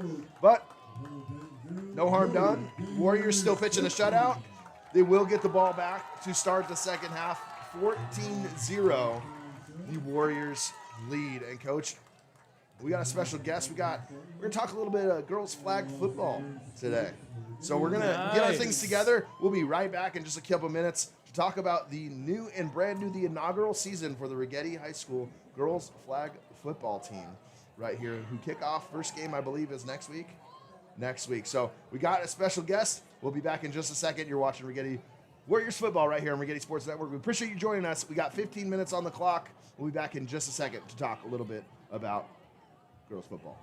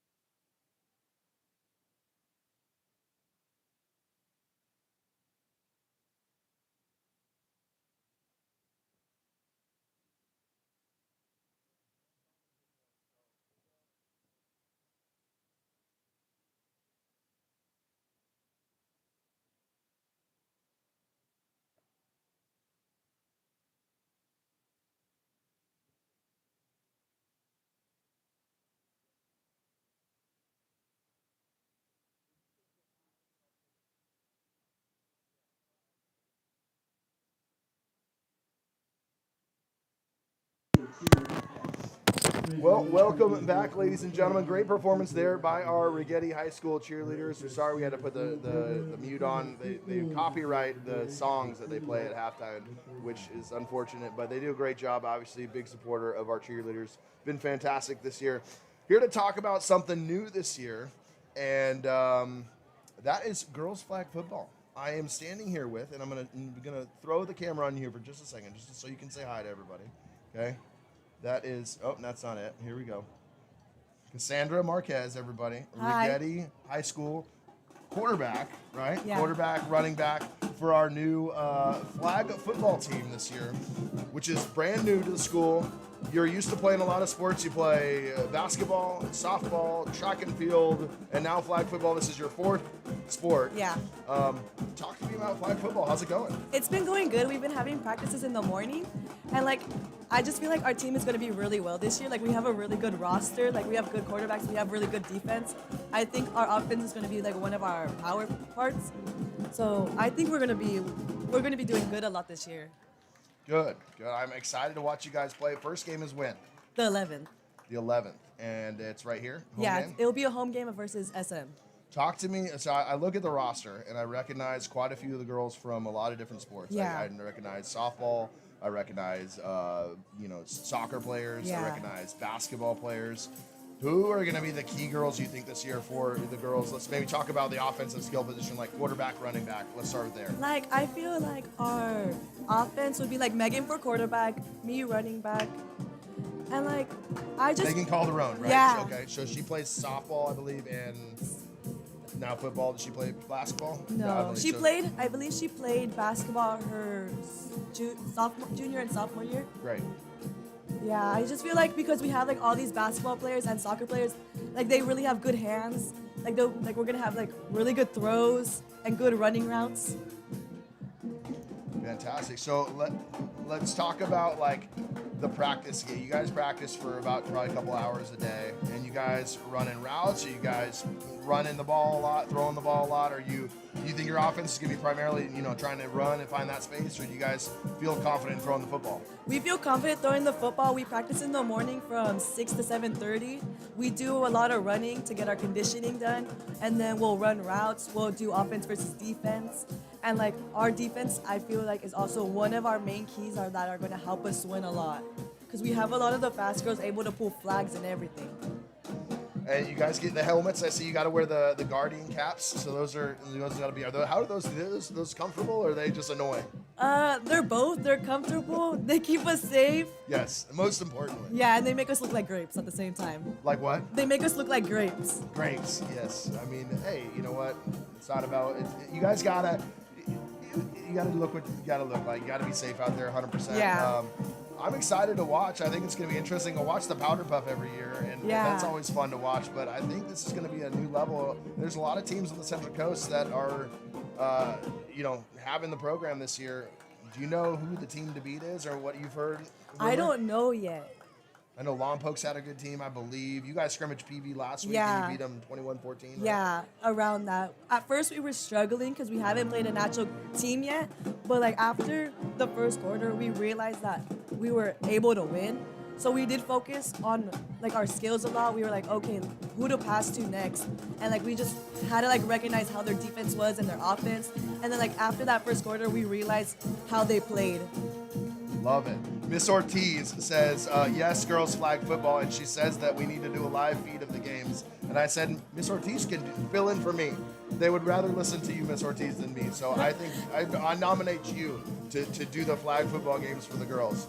And yes, so hey, I'm excited for it. I think it's something really cool that's going to be new. I'm going to definitely come support you guys and watch. And I hope you guys just kill it this year. And I'm excited for the future of it, and glad that there's more opportunities for girls to play football. And flag football is just a different game, and I'm glad to see our good athletes participating in it, because I wasn't sure how it was going to be. But it's good to see the good athletes participating in it. I wasn't sure how it was gonna be either, but when I saw everyone trying, I was like, oh, we are gonna have a good team. It might be our first year, people might underestimate us, but we have really good hands. We have speed. Everything about us is really good. We just need that practice.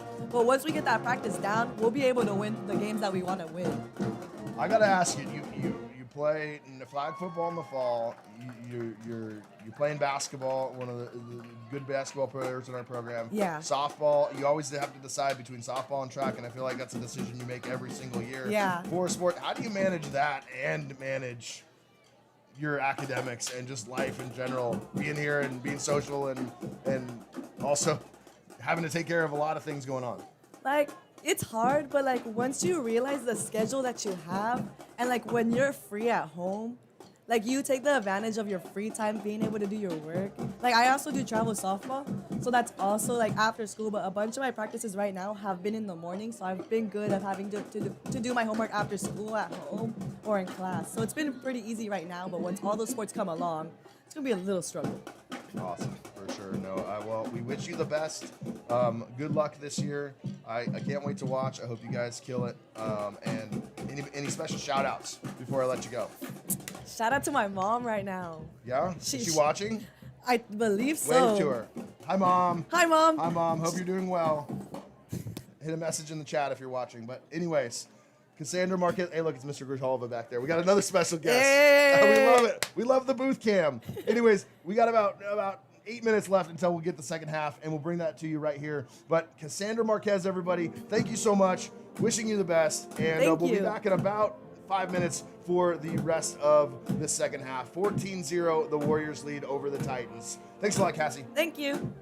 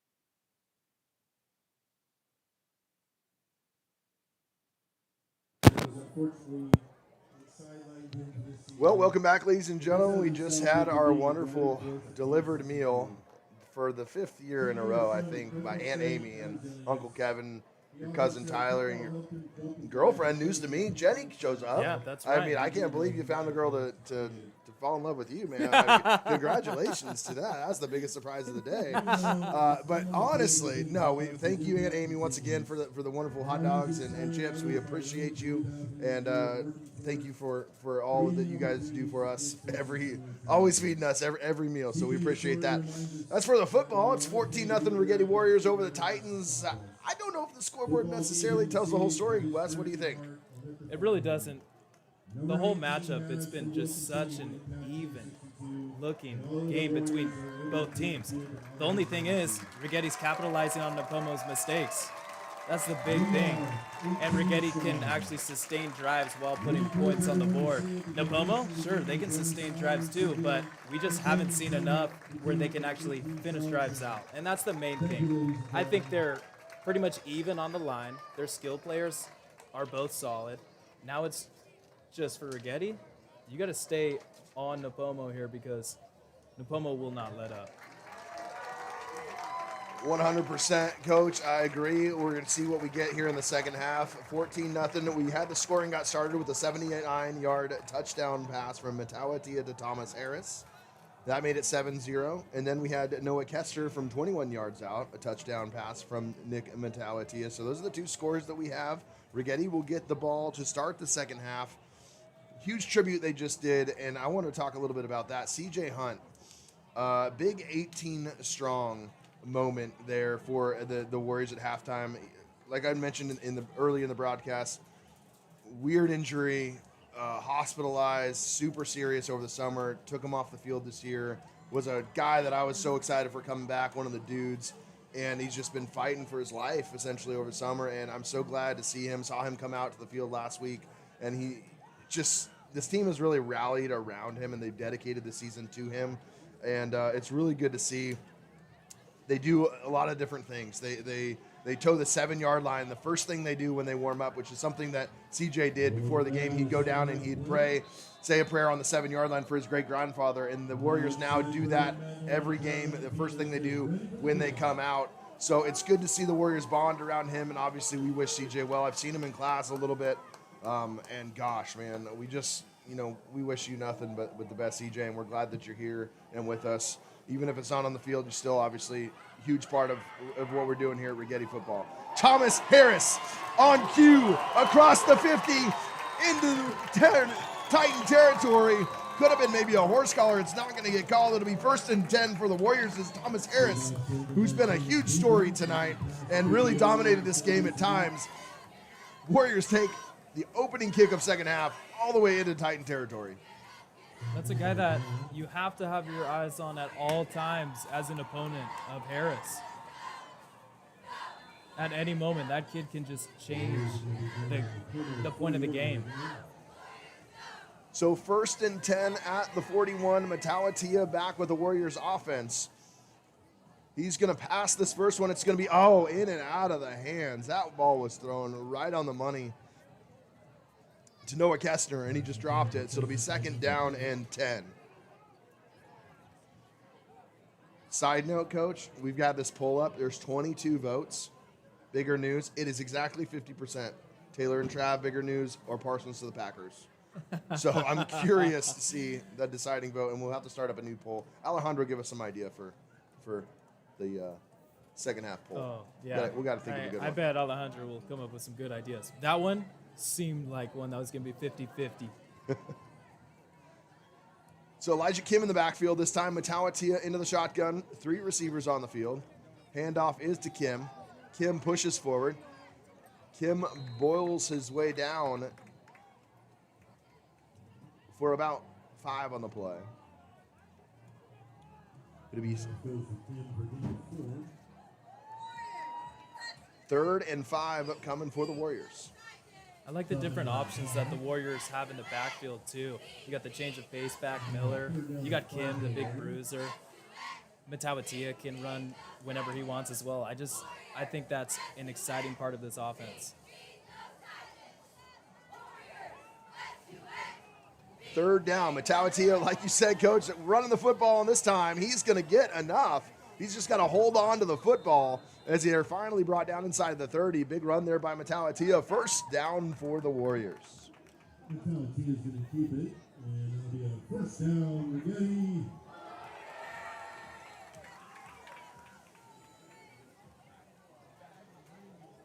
Good looking drive so far from the Warriors.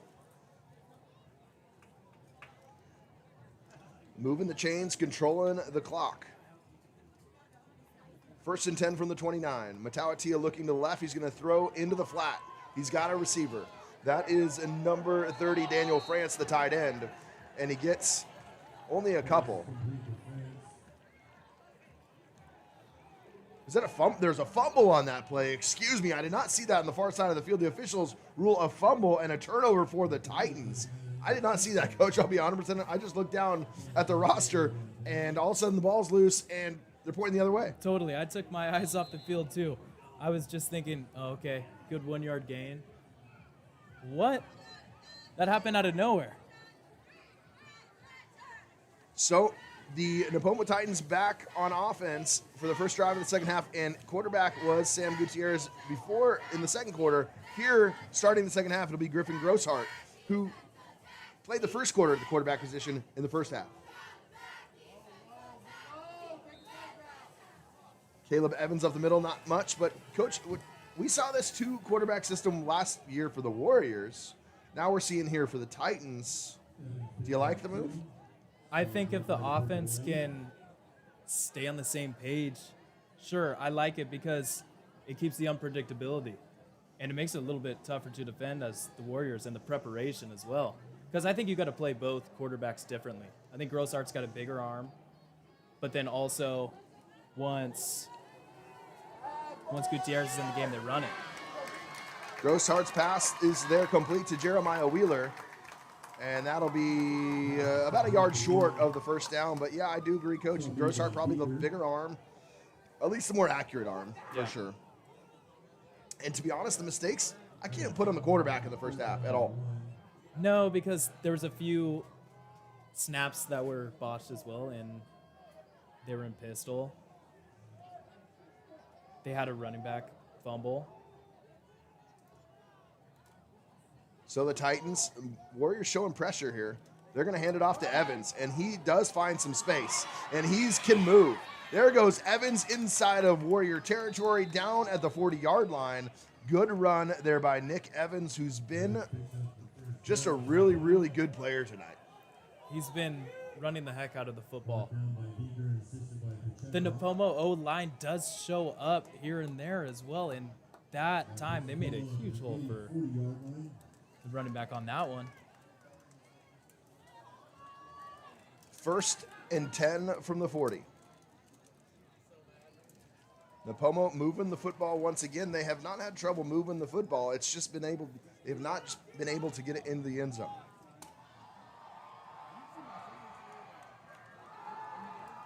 That's going to be a fault. That's got to be a false start. Yeah, that was late. And good thing it was, because they had Travis Barr on a little skinny post, and he was going for 6. But there was definitely movement in the backfield, and I was shocked that came so late. I was getting scared that wasn't going to get called at all.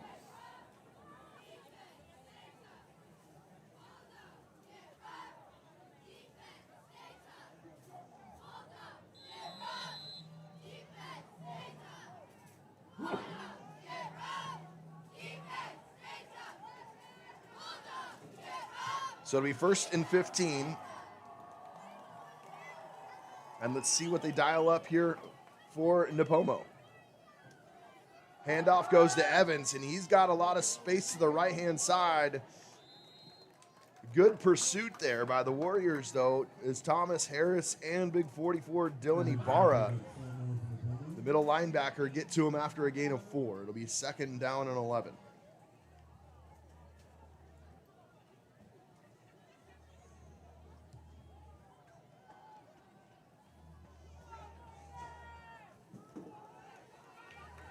All right, Coach, official poll. Taylor and Trav won 54% to 46%. Oh, man. We're going to end that poll. We'll start up another one shortly. We'd love to know where you're listening from, though. We thank you for tuning in wherever you're joining us, whether that's just at home here locally or all over the United States and maybe even somewhere outside of the United States, let us know where you're listening from, and we thank you for tuning in here on a Friday night.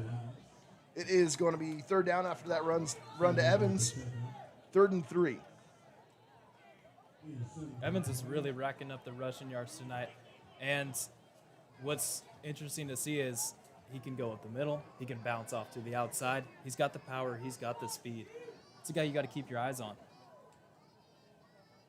A definite complete back, that is for sure. I've been impressed with him all night. It'll be 3rd down and 3 and a penalty marker. Another big penalty, 3rd and short now, 3rd and 8. What's up? Special guest, former Righetti student, Emily Ramirez. How we doing? Good. Good to see you. Thanks for stopping by. Love it when my former students come stop by the booth. We don't know who's going to pop through that door. We have such a small booth. Former players, we've coached, former students we've had. Surprise, your girlfriend comes. Like, that's crazy. Pass incomplete that time. That was intended for Evans. So now 4th down and long for the Titans. And the Warriors defense, another big opportunity to make a stop. For sure.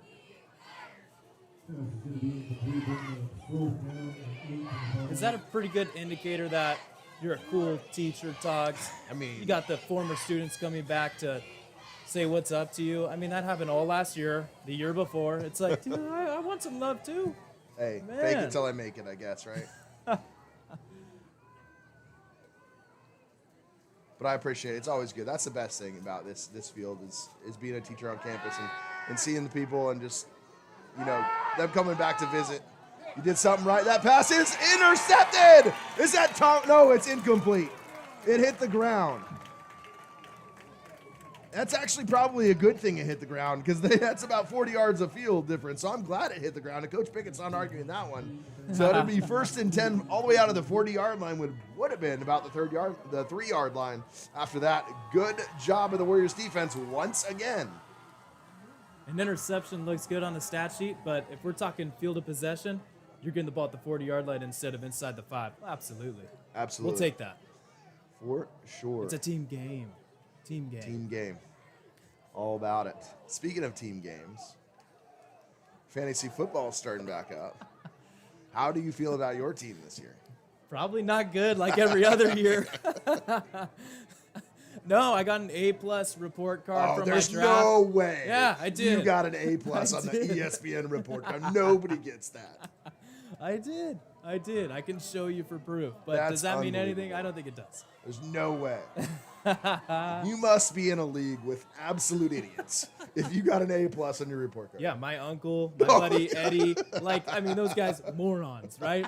So, yeah, I totally We're breezed only them. joking. Don't report us. What about you? Are you in some leagues this I got year? a C on my report card. That's typical. That's typical Togs. Better than my son's report card in music this year. After got an S- last year in music. Oh, no. Honestly, incomplete. That ball was right on the money by Matawatia to Caden Beaker. I'll tell you what, you listen to him sing, S- might have been overshot, to be honest with you, man. Oofta. It's brutal. Oh, man. But the effort, the effort there. The effort was there. Yeah. I love it. What's he singing? What is Pokemon theme song. No, of 100% course, Pokemon of theme. course. Joe, we got a kicker in the booth. Look at this. Oh, Joe gotta love the Castillo kickers. has visited us. We missed a field goal, man. We need you out there. David. That's right. Joe's here. Joe, our kicker from last year, has made a surprise appearance in the booth. 3rd down and 7. Matawatia with an absolute cannon. Oh, it looked like he might have hooked him. They're going to call a penalty? No, they're not. That ball was intended for Kester, and it is incomplete. So it'll be 4th down and 8 for the Warriors. How we been? You kicking this year? Yeah, I play for Hancock. Hancock. Joe Castillo kicking at Hancock. When you guys start? Tomorrow. Is it Oh, Are you the starting yeah. kicker? I'm playing the punter. Starting punter. Let's go. Here we go. Speaking of David right here, let's go. What's the punt? What do we expect out of him? High booming spiraling kick? Has he got it in him? Love it. What's your best punt you've got in the air? Yardage wise.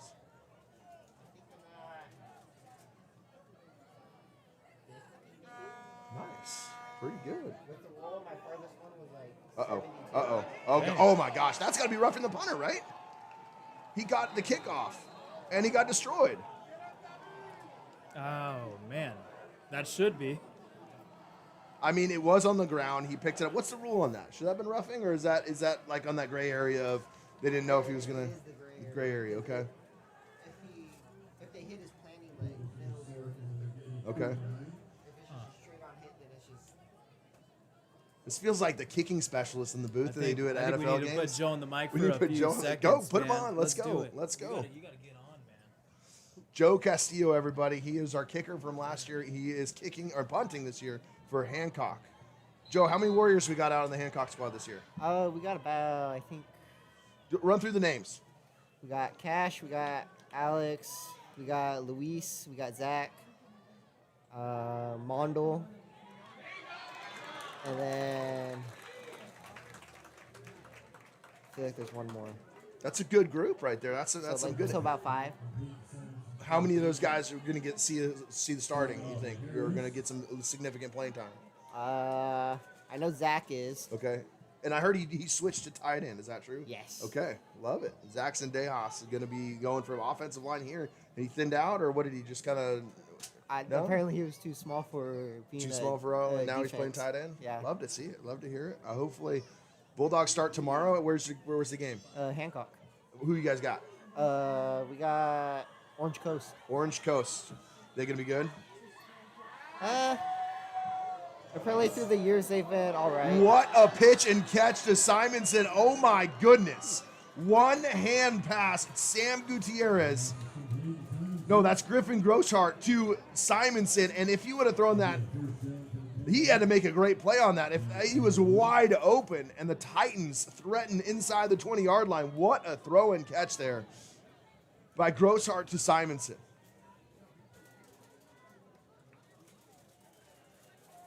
What's been the biggest adjustment this year from high school to college? The amount of people. Amount of people. What's your roster size at? We have about, I think, maybe 80 people. 80 guys out on the roster. That's crazy. 80 guys. We're here talking with Joe Castillo, former kicker for the Warriors, who stopped by in the booth, and he is playing this year for the Allen Hancock Bulldogs. He's the punter this year for them, and yeah, that's a big adjustment for. Tell me what you do at practice, because I feel like, do you just get there and punt? Do you have a special teams coach? We do have a special teams coach. We spend about first half of practice we do team stuff, so we just like condition and stuff, and then the other half we go onto the main field and just either kick or do punt. So we spend like about maybe an hour and a half. Nice. Groshart looking to the right side. Ball, jump ball, and incomplete. That ball was intended for number 10, and that is Adam Ortega. So it'll be 3rd down and 3, and the Warriors trying to make another stop on defense.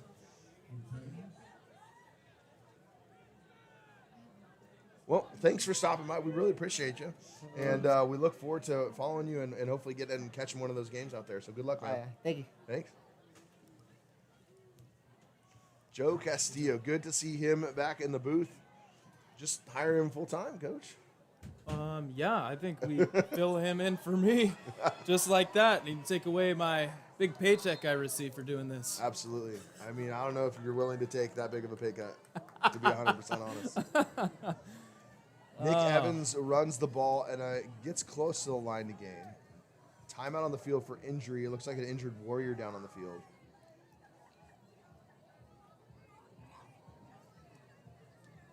I'm not sure who that is, but the trainer heads out. Dre, our trainer coach, big news. He's going to be leaving us here in about a week.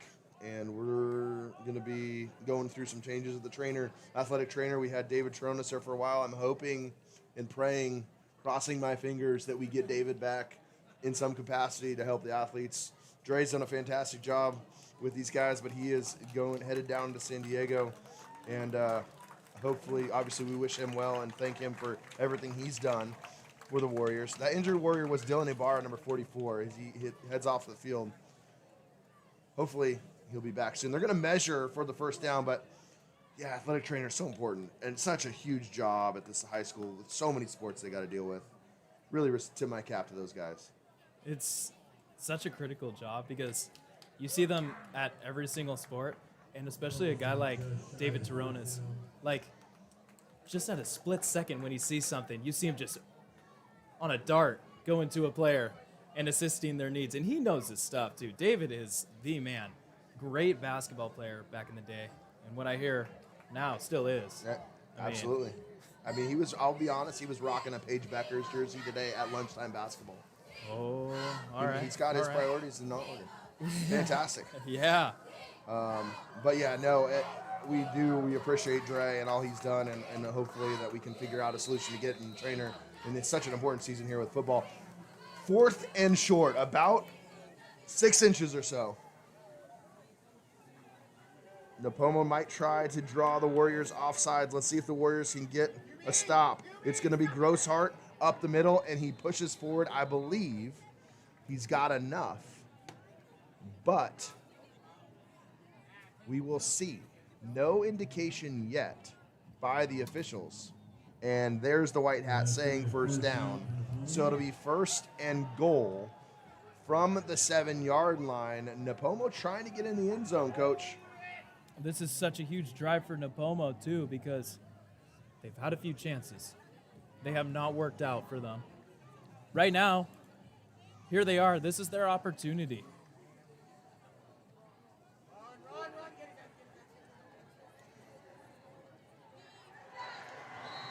Nick Evans to the right side, gets near the end zone. There's a penalty marker on the play. I'm not sure. It's the far side of the field. Nipomo thought they scored, but then the penalty marker would assume that it's probably against Nipomo, considering the officials never ruled a touchdown signal. Let's see.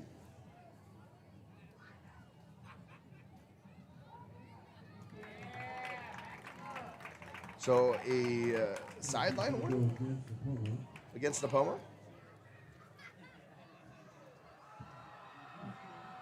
I guess that was the signal. I'm not sure. Yeah. It looked like that's a weird spot for that penalty, but something against Nipomo backs him up 5 yards. Will be first down and goal from the 6-yard line.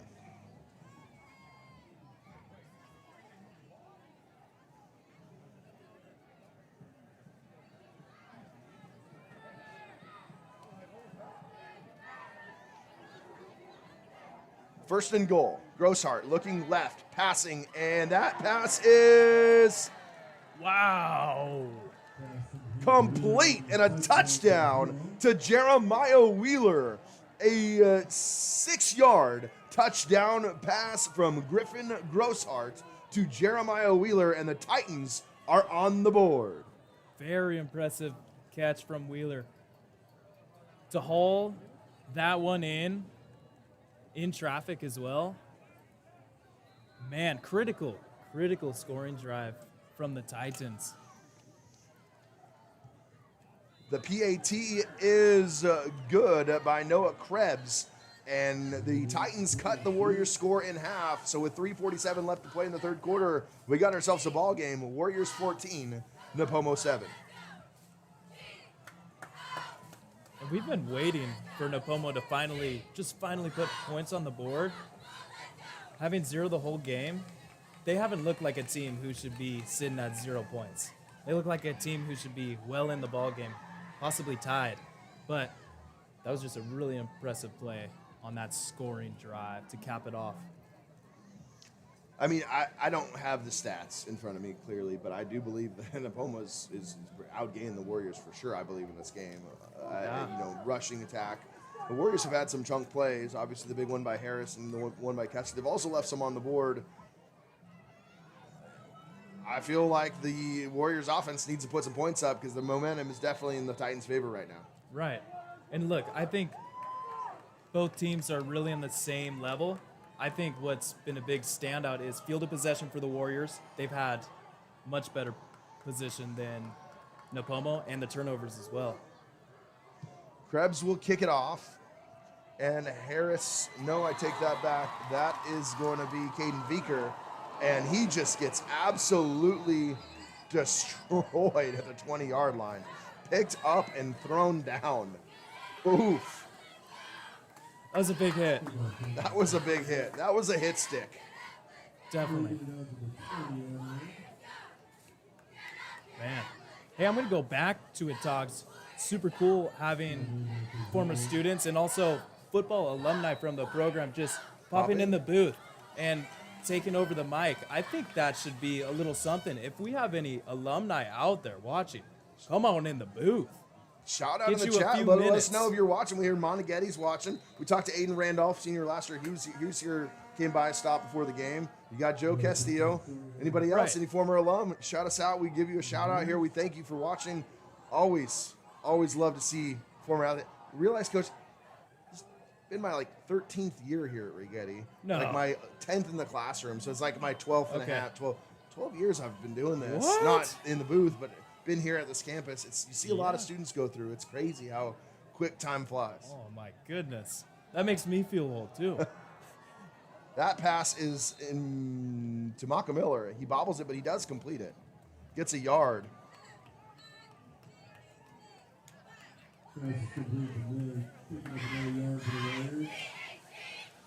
Third down, and a big third down, Coach. A big third down for the Warriors offense.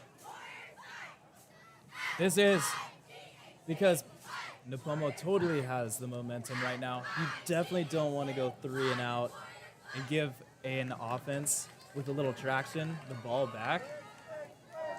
Matalatia throws, and that pass is incomplete. That was intended for for Harris, excuse me. So fourth down, the Warriors offense just having a difficult time right now. And he's going to leave the offense on the field here. Whoa. 5 wide. The punt return guy is way back deep. Okay. That pass Oh is my complete. goodness. Oh my gosh. There he goes. Justin Oliveris to the 20, the 10, 5, touchdown Warriors. Justin Oliveris, a 279-yard touchdown on fourth down and long. What? That was possibly the riskiest play I've ever seen in a high school football game. And how does it turn out? It pays off. They hit the pay dirt for 6. What is going on? I mean, there have been some crazy plays tonight, but that one being by far the craziest I've ever seen. I mean, fourth down in your own territory at the 21-yard line. They just score. You're up by 7. You're thinking, there's no way. What are they doing here? Oh, we're going to throw, and the mess on the dime from Matalatia. Talk about a ballsy play and a great pitch and catch. Both long touchdowns, 79 yards exactly. That's weird. You know what's going to happen when they take a look at that one during the film session? Coach Pickett's going to kick his feet up. He's going to say, hey, check this one out. 4th and long in our own territory. And what happens? A big-time touchdown? And that was a fingertip away from just being tipped, deflected from a guy who was in a punt return formation. Absolutely. He was. I mean, yeah. I don't know what to say. What like can it's the we quarterback say? back there. It's not like it's the punter. Very clearly not the punter. And goodness gracious, what a play! Wow. Goodness. 21-7. We're talking about momentum shifts. I mean, you're thinking Nipomo's going to control this game. They're going to get back in it. This is Nipomo's game right now. And then all of a sudden, one play, and now we're talking back to the 2 scores. Wow. Got a shout out for you. Coach Nick Sauer says hi. Nice. Nick Sauer, what is happening? Yes, sir. That is a great guy right there. Varsity basketball coach. Uh-huh. The man. I will say his wife, Hannah Sauer, also basketball coach, Oh yeah. did put it in the chat. So she's trying to throw net. But Hanny and Nick, thank you guys for watching. Yeah. Part of our two-headed duo of Reach and Teach basketball, summer basketball. Nick and Hannah both played with David and Toronis. I mean, we had a real good year. Real good year. They kind of had a three-way tie for first place at the end of the session. They didn't let us get to the playoffs. I don't know. They're scared. I don't know. Well, I would think so. You talk about the amount of athletes you had on that team. I would be scared to play you guys as well. I'm lucky just to go on the floor, to be honest. So Coach Sauer's like 6'5". Yeah. He's tall. Maybe he's just saying he's taller than that. One time he's gone, I got to take opening tip. It's pretty cool. He wasn't there. I actually won it. Oh, We no didn't win the way. game, but hey, I won the tip. Oh, my goodness. Here we go. Titans back in business. Big chunk play here for Nick Evans. He pushes forward inside the 20 to the 15. Titans back into Warrior territory. This is such an electric game. Are you kidding me right now? Now Nipomo takes the ball down the field in one play and sets himself up in a great position. I'd love to know Nick Evans' rushing total tonight. It's Yeah. got to be pushing 200 yards. He's getting a lot of carries. It must be. This is Huitron, who pushes forward for about 6. Good time. Pick up 5 more for the Titans.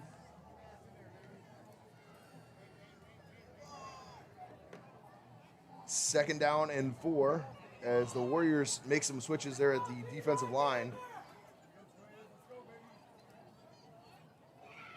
Hand off to the right side. Huitron again. 10-5. Touchdown Titans. No, there's a penalty on the play. We do have a penalty. Was thrown by the side judge, the far side of the field. Looked like it was behind the play. Its holding will be called against the Titans. So instead of a touchdown, it's now 2nd and 15. That's a huge, huge penalty for Nipomo. That's happened multiple times to Nipomo as well. They have scored and penalties have brought them back.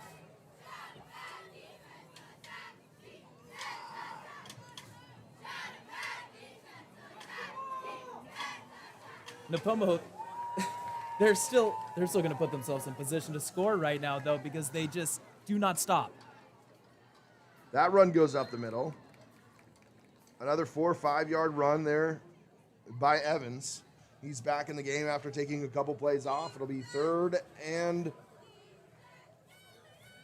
6. Warriors defense. Here we go again.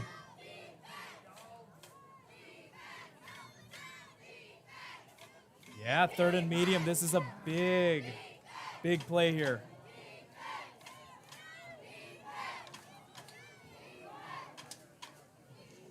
Grosshart and Evans in the backfield. 3rd down and 6 for the Titans. Rolling to the right, now looking left. Pass is complete to Wheeler.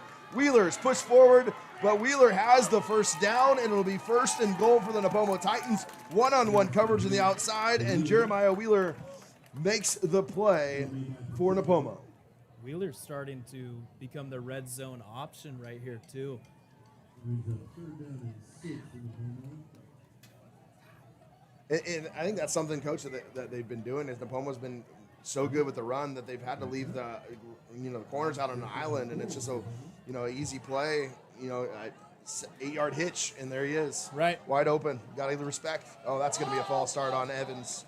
Evans rolling to the end of the middle, was rolling forward. It'll be false start there on Nipomo. So 6.4 seconds left in the 3rd quarter, and it'll be 1st and goal, pushed back to the 8-yard line. Be a false start going against the Nipomo. Warriors looking for a big stop.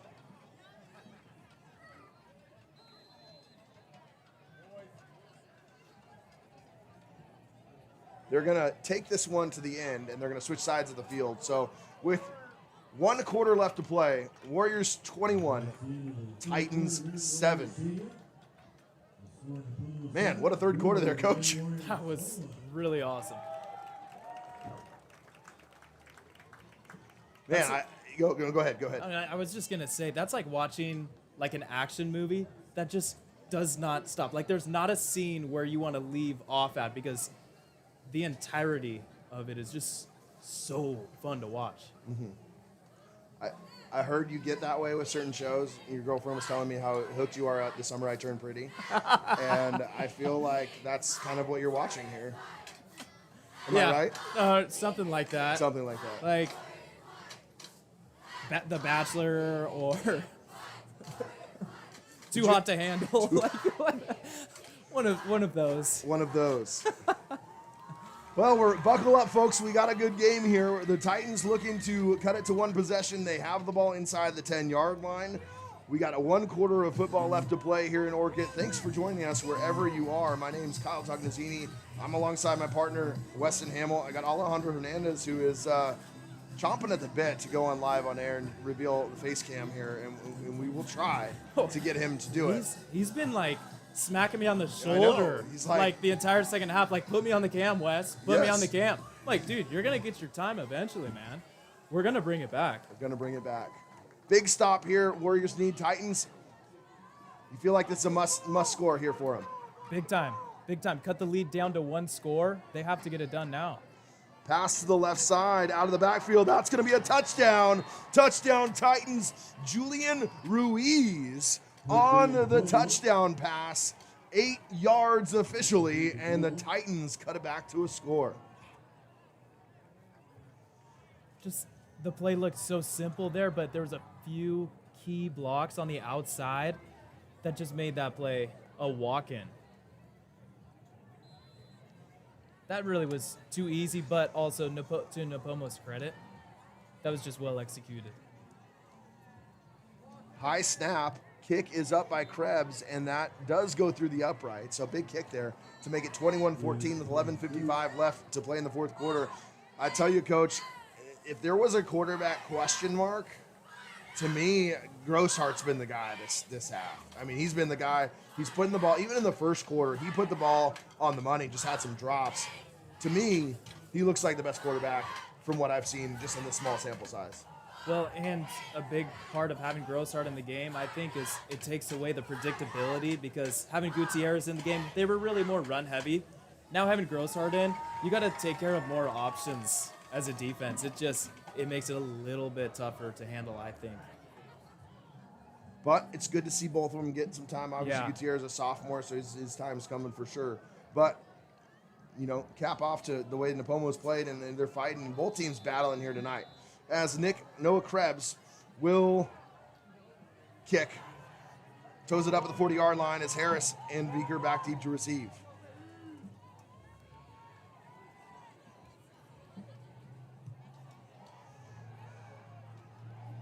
Fielded at the 4. Harris runs right into a Titan.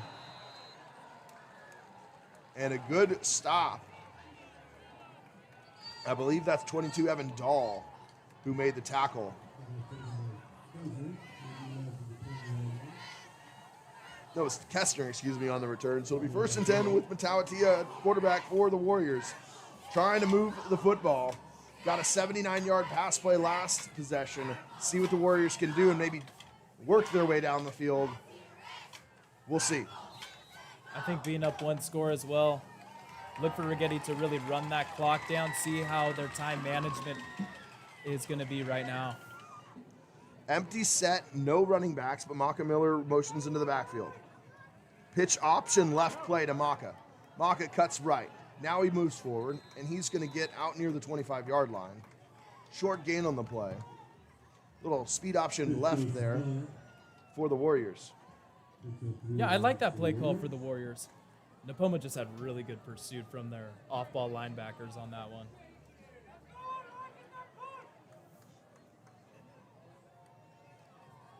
Pass out to the right side. That pass is complete, but really nothing going.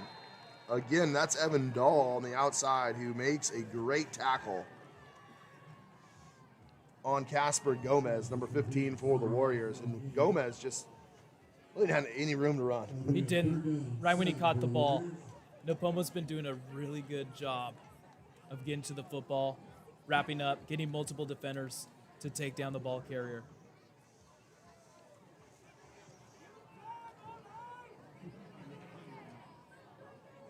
Titans showing pressure from all around. He's got to get rid of it. He throws it. Matauatia. Good coverage there by the defense. That throw was in the area. He had to get rid of it quick. Intended for Caden Veeker, but Matauatia had guys breathing down his neck, and it'll be 4th down. Again, same situation, Coach. Oh, no. Don't tell me. What are we going to do here? Don't tell me this is deja vu all over again. Oh, my goodness. They have that same formation out. I don't even think I'm going to look. Oh, it's going to be a... Oh, my God, it's my. punted. It's kicked. Oh, my gosh. It picked up. That was a fake punt by Matauatia. It was a punt by Matauatia that got blocked. It got recovered by the Titans. And now it's at the 5-yard line. And Nipomo, down by 7's got the ball at the 5.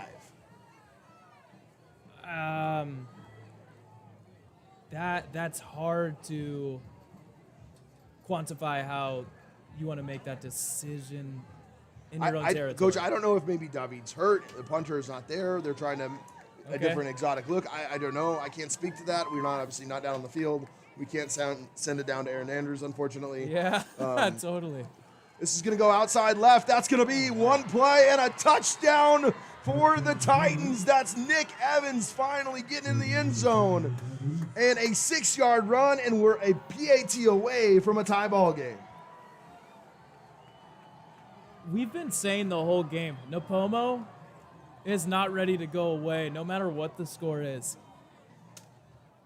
You cannot give these Titans another opportunity like that. You make a critical mistake, Nipomo, it looks like they have confidence no matter how they're playing, no matter how many mistakes that they've created themselves. They're going to stay in the football game, and they are going to tie it up. Krebs' kick is good, and the game is tied with 10:28 left to play. We're knotted at 21. Man. I think personally the offensive stalled for Righetti. They've had a couple big plays, but I think this defense is really kind of, when worn down, starting to see the crowd maybe getting a little bit into it, trying to fire these guys up. They need to get a few first downs to give that defense a rest. Yes, they do. They do. Nipomo just scored on back-to-back plays, set up by a nice block punt. And all of a sudden, I'm hearing the Nipomo crowd right now.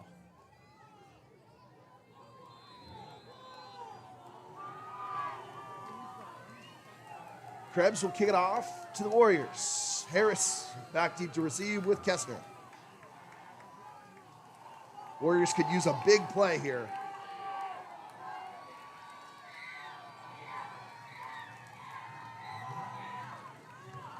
The Warrior faithful, I feel like it's getting a little anxious, Coach. Absolutely. Kessner from the 17. Kessner straight forward, out across the 30 to the 33-yard line. And that's where the Warriors offense, who's been not as effective here. Right. Let's see if they can put something together. And right now, I want to see if the Warriors offense is going to go back to kind of that loose style of, we're just going to go out here with confidence and make plays rather than trying not to make mistakes, which they've looked just a little bit soft on their offense, I will say. Maka Miller tries left side. He's going to get some space. Good run there, Maka. And he gets out to the 40-yard line. He's been bottled up tonight. The biggest run plays, Matauatia. I wouldn't be surprised to see Coach go to a quarterback that same play, but let Matauatia keep it. Yeah. And you kind of a read option here.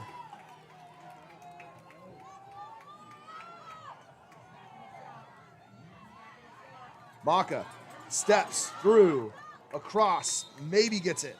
Will he get the first down? And it looks like the official does say that it'll be a much needed first down for the Righetti Warriors. Yeah, that's just going to start off the drive. Last drive didn't turn out so well.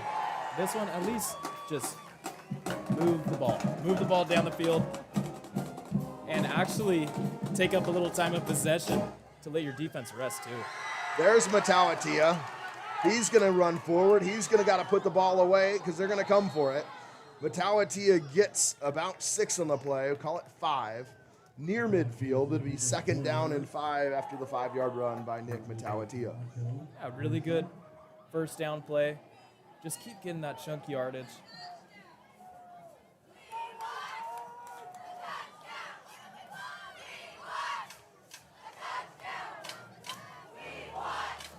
Empty set here for Matawatia. They're going to run, and they're going to send pressure, but Matawatia gets through it, gets close to it. They might give it him again, and they will. It'll be a first down, another rush by Matawatia. 6 yards on that play.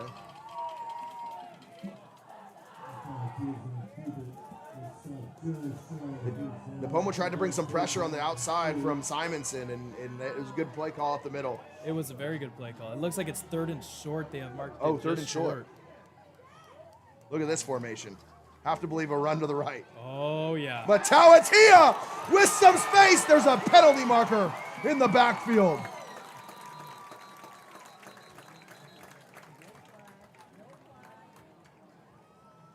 Holding. Called against the Warriors. They had a weird set there, super tight with overload to the right side. You thought that was definitely going to be a quarterback power run, and it was, and it looked like the holding penalty was almost behind the play. Yeah, it looked like it was holding. Oh, man. It's a big penalty because 3rd down and short, and even if it's 4th down and short, you lean forward for a yard, and now it's 3rd down and 10. Back into Warrior territory.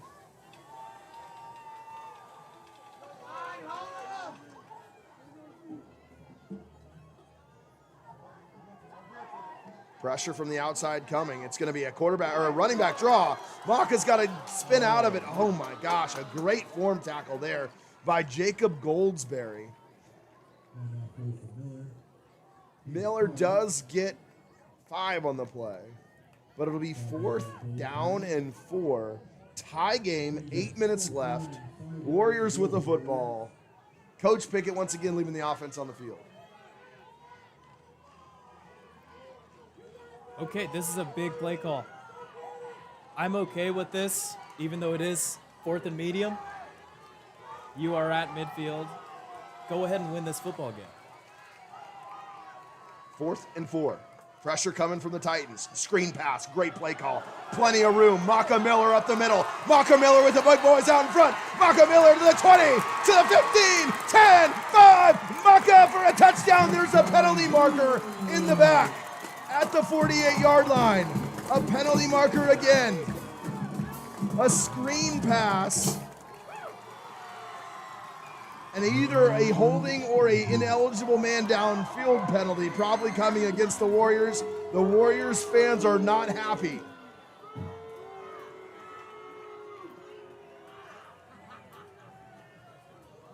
It is going to be a holding penalty on the Warriors, and really, they had the perfect play call on pressure, the screen play, and a dumb penalty.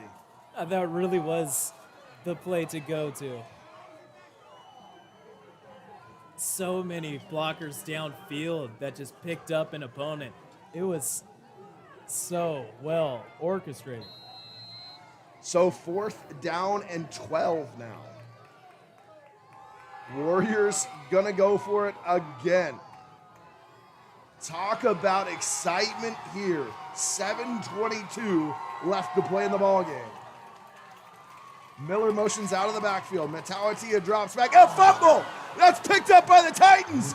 That's going to be 5. Touchdown number 4, Chase Camacho. Matawatia just dropped the ball, and he picks it up and runs it in, and now the Titans take the lead. That's like polar opposites of swings. Wow. You go from a touchdown, bring it back with a penalty. That's a from Righetti. 14-point swing in those 2 plays. That really is. You get backed up 4th and long, and you still go for it. I mean, look, there might be something going on with David because there's 2 times, right? There's Who 2 times knows? that Yeah, it's you're going 4th and long and block punt and then a fumble. And Nipomo, either on the next play they score or right when they turn the ball over, Nipomo takes it for a defensive touchdown. That's something they'll look back on for sure. well. I guess the good news is the offense is going to get the ball right back. They will. They will. Noah Krebs will kick. And Krebs' kick is good. So 7:12 left. What was a 21-7 game is now 21 unanswered points by the Nipomo Titans. A touchdown call off the board by the Warriors. One play later, a fumble returned for a touchdown by number 4, Chase Camacho. And now Titans lead by 7. I don't know what else to say, but I feel like I'm at Six Flags right now on a roller coaster. The scariest roller coaster ride. I mean, the emotions, the highs and lows going on. Like, this game has everything that football is about. It has been in this game. I mean, this is a toe-to-toe battle. Sure, there's been mistakes, but these teams show that they have the effort all night, and no one's going to give up. Someone's going to go out and have to get this win. And this is where you lean on your senior quarterback, right? You make a mistake, how do you respond? You love to see this, and this is a big challenge for him early on in the season. That should be down. Yeah, he's going to be down. His knee hit the ground there. So it'll be 1st and 10 for the Warriors. Nick Matawatia. Granted, we're up here well away from the play, but it looked like that one was just dropped, and he went back to throw it and dropped it, slipped out of his hand. Who knows? Yeah. Now he's got to respond. He's been there before, though. A lot of experience under his belt. So let's see what Nick can do. For sure. This kid has had plenty of snaps under his belt. I think right now he shows us why he is the man tonight. They're going to go 5 wide here. Maka lined up in the slot. There's nobody there. He should just throw it to the left. Oh, he does. Incomplete. He looked left. There was definitely a missed person on that left side and tried to hit Caden Veeker, and it went incomplete. 2nd and 10. A lot of empty sets tonight for the Warriors, something we're not used to really seeing, trying to throw the ball. And Coach Biggett told me, he said, there may be times this year we throw the ball 40 times. You never know. Wow, that's a major switch up to a Righetti offense that we've seen over the years. Once again, 5 wide. Tawatia drops back looking right, steps up, and he's met. Oh, golly, he powered through that. There's a penalty marker. So that looked like it could have been face mask on the defense. He went up to go and swat the ball, and I think he got a hold of Matawatia's face mask.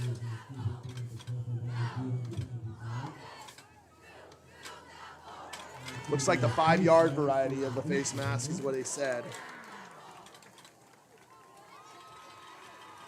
So that means he didn't pull him down by the face mask, but his hand definitely came off. It was on the good call, Coach. Yeah, thank you you. got that Thank one. you. Yeah, that's you one. were paying attention tonight. I haven't been on all night, but it's been a few moments, right? Hey.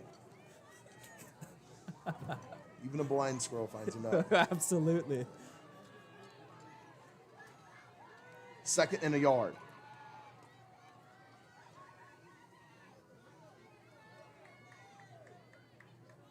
Titans put 7 in the box.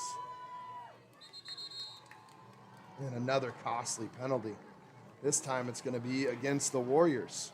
2nd and 1, now a 2nd and 6.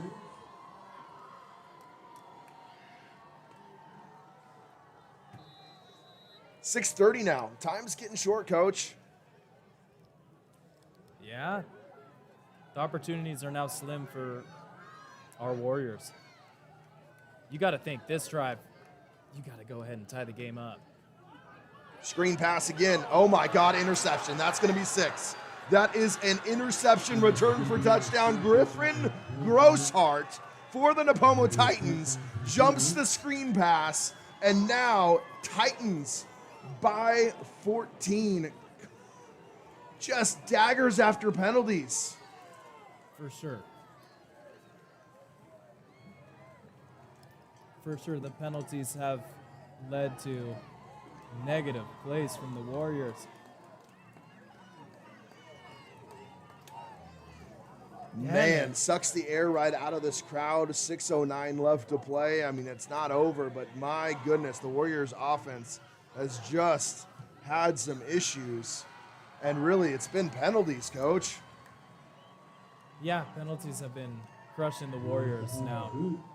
Second half has swung so much.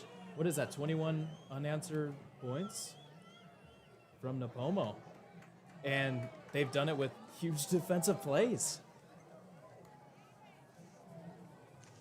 Huge. I mean, you said key to the Warriors to win the turnover battle, right? And Right, not on top tonight. right. 2 defensive touchdowns for the Titans. Yes. You know, that's the difference in the game. 14 points. For sure, and a complete flip from the execution of Nipomo scoring from the first half to the second. First half, they were doing okay, but just could not score. Now, you see why they're a team that is pretty dang good. This is a pretty dang good Nipomo football squad. They're going to kick it short and kick it out of bounds, which is probably the smart thing with Harris back there. You don't want to avoid a long play by him, and you've got to feel good about, number one, having a 14-point lead. Number two, if you get the ball back, you got Caleb Evans, who's just been chewing up clock, or not Caleb, actually, Nick Evans, Yeah. who's just been chewing up clock tonight Yeah. and chewing up yards on the ground. So it's a tough sledding here for the Warriors. It's going to take a lot here for the Warriors to get back into this game. But you never know. We have seen some crazy plays tonight as well. I'm not counting any team out of this football game until the clock hits 0. And now we'll really see what Matawatia can do after 2 straight turnovers that have led to touchdowns. So Nick Matawatia back out for the Warriors offense.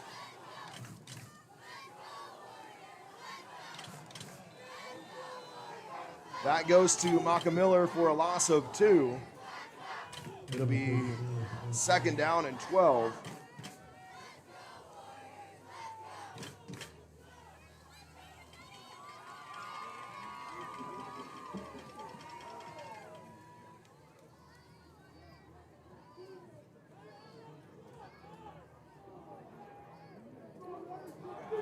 Second down, Matawatia into the shotgun. They need to play with a little bit of urgency here. Matawatia rolling to the right-hand side. Now he's going to run. Matawatia up the middle, and he gets across the 40-yard line. The Warriors have had a tough time getting open, Coach, down the field. Absolutely. Nipomo's playing a complete game on defense right now. It's hard to really get anything going, run game or passing game, to your point. Brings up 3rd down and 3. 3rd and 3. Hand off to Miller. Miller with some space, and Miller over across midfield for a first down. Best news is no penalties. That's right. Good play call. First down, Righetti. Very good job from the line to create an open space for Miller.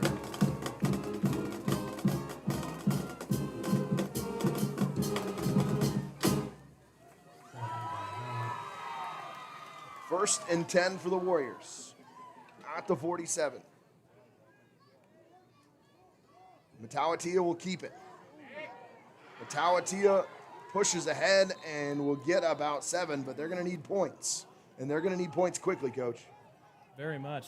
Matawatia is going to pick up Yeah, 6 time to get in the no huddle and just keep it moving because clock's not on your side with just about 4 minutes to go.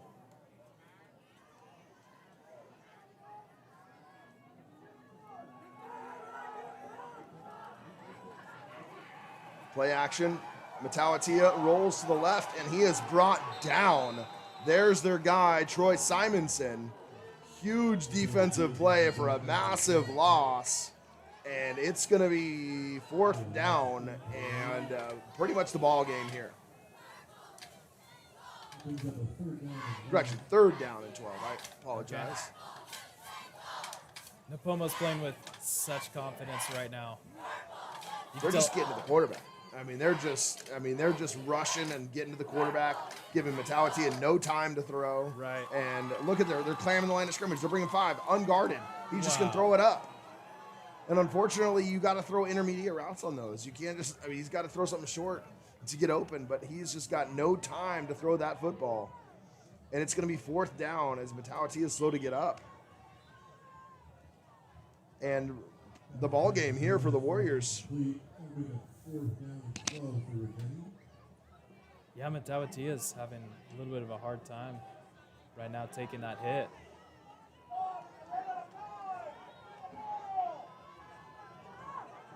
The Warriors are in need of a miracle, Coach. That's for sure. Get something down the middle, something quick. Metawatia scrambles out of it. He's going to look deep. He's got a man. No. Incomplete. And 3 minutes and 8 seconds left. Nipomo gets the ball back up 14, and that will send some fans to the exits.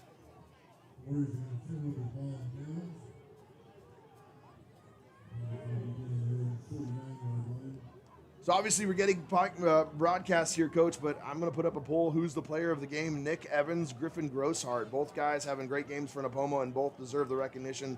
Go ahead and vote now for your player of the game.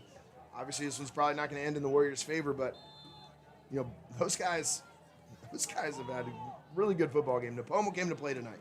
For sure. I think that they deserve their credit tonight. No matter if it's Nipomo Titans, we got to give them their credit. Those boys have been playing some good football. Evans forward. Gains 3 on the play.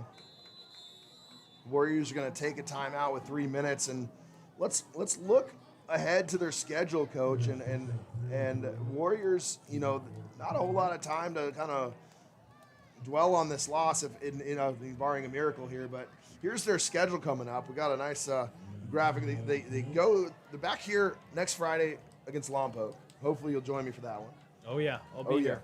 And then head up to Paso Robles, and then home against Arroyo Grande, and all 3 of those teams. Oh man, that's a tough schedule.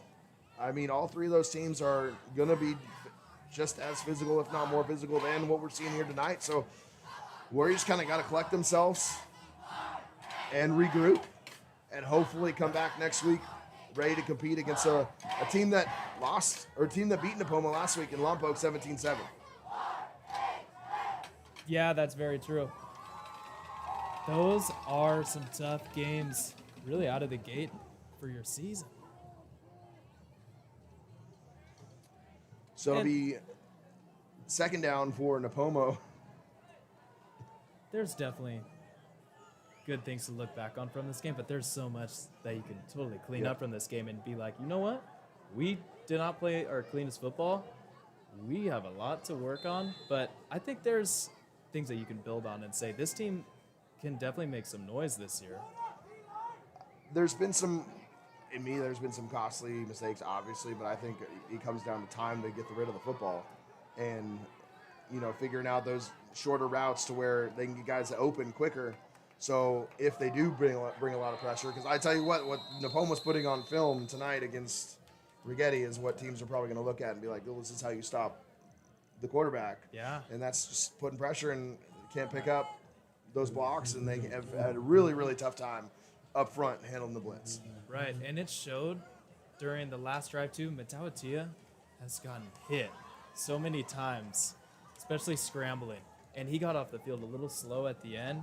And I can't help but think, not all of the turnovers are really, some of them are on him for sure, but not everything has to be put on the quarterback. It's a team thing. We know that. And for sure. And I think what I like to see is just a little bit more idea of space if you're the receivers, right? Where is your space? and that's going to come with maturity and guys getting more experience and understanding the offense a little bit better. But they can do a little bit better job in the open space that they're given in the quick amount of time that they are given. So I think that's the thing you look for at this game is you go and you look at the film and you say, all right, let's make the adjustments. Let's try to get the ball out of our hands a little bit quicker. Maybe we go a little bit more intermediate. And obviously the rushing attack too, like outside of Matawatia, a few runs by Maka. Really good job by the Nipomo Titans defense for bottling up the run. Nipomo's been really physical all night. They have stopped the run so well. There's a lot of things for Righetti to look back on this film. Grosshart, a great throw. That is complete. Is that Wheeler on the outside? It is. He just pushes forward, and he finds his way into the end zone. A touchdown. Jeremiah Wheeler from 46 yards out. Wow, he finds his second touchdown of the game. Wow, Wheeler's had a few receptions tonight, but he's really made the most of them, Togs. This kid's a big-time football player when you put the ball in his hands. I mean, you look, like I said, 6 foot and 165. You got Travis Barr, the tight end, 6'3". You got Simonson, 6'2" receiver. I mean, that's hard to match up. I don't see our corners out there at 6'2", 6'3". It's a really tough matchup for the Warriors. And you know what? One-on-one coverage right there, it's a lot of times in favor of the taller guy. For sure. The personnel from the Titans, it's a difficult task for a defense because you got the physicality, but also their speed is good too. Noah Krebs kicks that one through, and with 42-21 now, and it's been 35 straight points by the Nipomo Titans. What a statement. Wow. That's hard to believe. I got to ask, Coach, last week, Warriors obviously came out with a big win. I don't want to say big win. It's a win against Santa Maria. Even 56-0, a bit high score. But really, watching that game, it was really not even it wasn't even a great game to even play. It was great to win the game, and obviously, but that team, they were so down, and it was so, and I don't personally think that really helped them. The schedule is what the schedule is, but like you can't control what other teams are doing. But I tell you what, like I gotta say that didn't help them a whole lot preparing for Nipomo here tonight. It doesn't, because I think having a first game against a good opponent, having that test to see where you're really at, coming in from the summer with that long preseason and like your own camp that you have, and you see where you're really at. Yeah, you play against Santa Maria, and they're just not as skilled, and that might actually be less beneficial, even though you have a big win on the. Maybe it was a piece of humble pie for him, Like maybe you're if you're Coach Pickett, maybe you're like, all right, now how do you react? And I know Coach Pickett, he's not a guy that's gonna throw in the towel by any means. As we have a fake pitch that goes outside, Simonson picks it up, and Simonson goes into the end zone, and it is when it rains, it is pouring here. For the Warriors, as I don't know what they were trying to do there, but let's just I'm out of words with that one. Yeah, another turnover for a touchdown. That's hard to see. But back to my point, Coach was saying, I've known Coach Pickett a handful of years now, and he's going to get his guys right after this. They're going to respond. They're going to wear it on the chin, and they're going to move forward, and I know that's going to be the way he does it. So I would expect a whole different level of competition next week. And we'll find out a lot about this group when they come back next week against Lompoc. Right.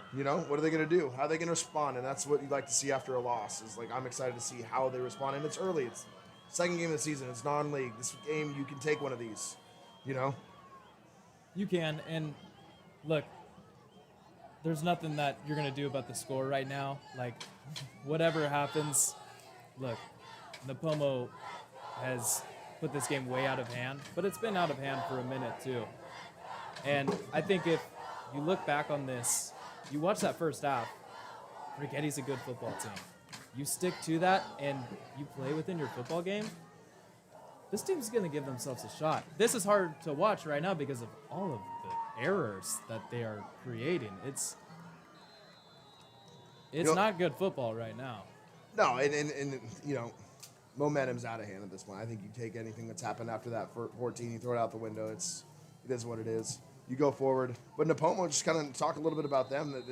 They're in the Ocean League, the lower of the 3 leagues. Righetti's in the middle league, and I gotta believe they're got to be the team to beat. They're in the lower league. I mean, Yes. they got Santa Maria, Cabrillo, Templeton, Morro Bay, and I would assume that Nipomo is gonna have a heck of a year this year in that bottom league, and I would be surprised if somebody else knocks them off. But you never know. That's why you play. Injuries happen. Things happen. You know, it is what it is. For sure. Looking at Nipomo, too, their size just jumps off the football field, especially at key positions and the skill positions. This is a good football team.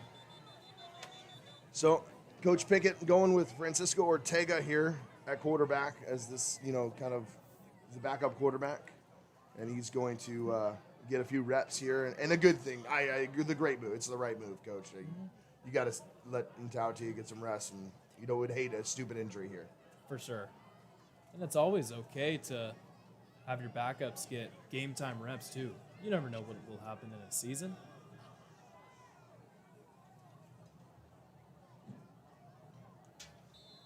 So 1st and 5 for the Warriors.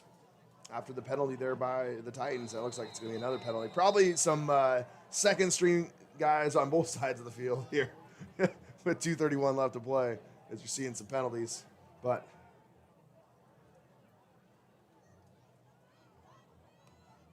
not the result we wanted. But again, we appreciate you guys watching and tuning in with us. We'll be back here Friday night against Lompoc. Game time, 7 o'clock. We'll go on air about 6:45. Make sure you hit that subscribe button to get notified when we do go live. We appreciate it. Looks like leading right now, Nick Evans in the player of the game voting after 9 votes.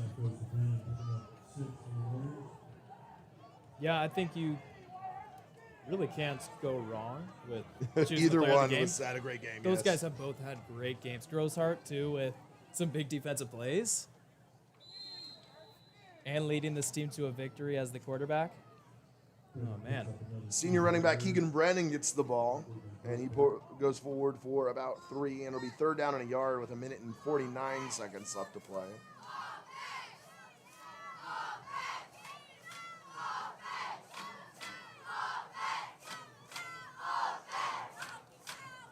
Brennan goes backwards and loses a yard. Looked like he had it. Tried to run around the defender and ended up losing a couple. Curious how the games shape up around the Central Coast today. We had some Mission Oak at San Luis Obispo, San Ynez versus Lompoc. Atascadero is playing North. Newberry Park is at AG. Paso's playing Garces. So interesting tests. I bet everybody's kind of feeling each other out right now, and it's going to be an interesting season of football here on the Central Coast. See who comes out on top. And Francisco Ortega up the middle, and he'll have his first down. It'll be 1st and 10 at the 44. Okay, picks up the first down for the Warriors.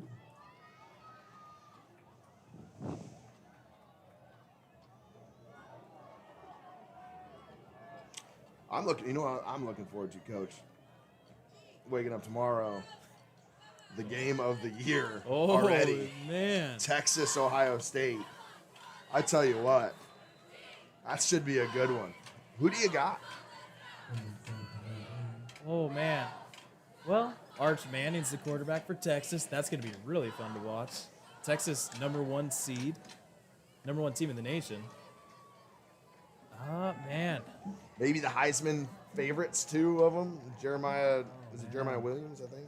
Jeremiah Smith? Jeremiah Smith. The wide receiver, right? yeah. Oh, my goodness. Watch And out. then obviously Arch Manning, who's gotten some definite thoughts of votes or monies going towards him in the voting. But that is it for us here as the final score, as the clock hits 0, Nipomo 49, the Righetti Warriors 21. The Warriors fall to 1-1 on the season, and the Nipomo Titans moved to 1-1 on the season.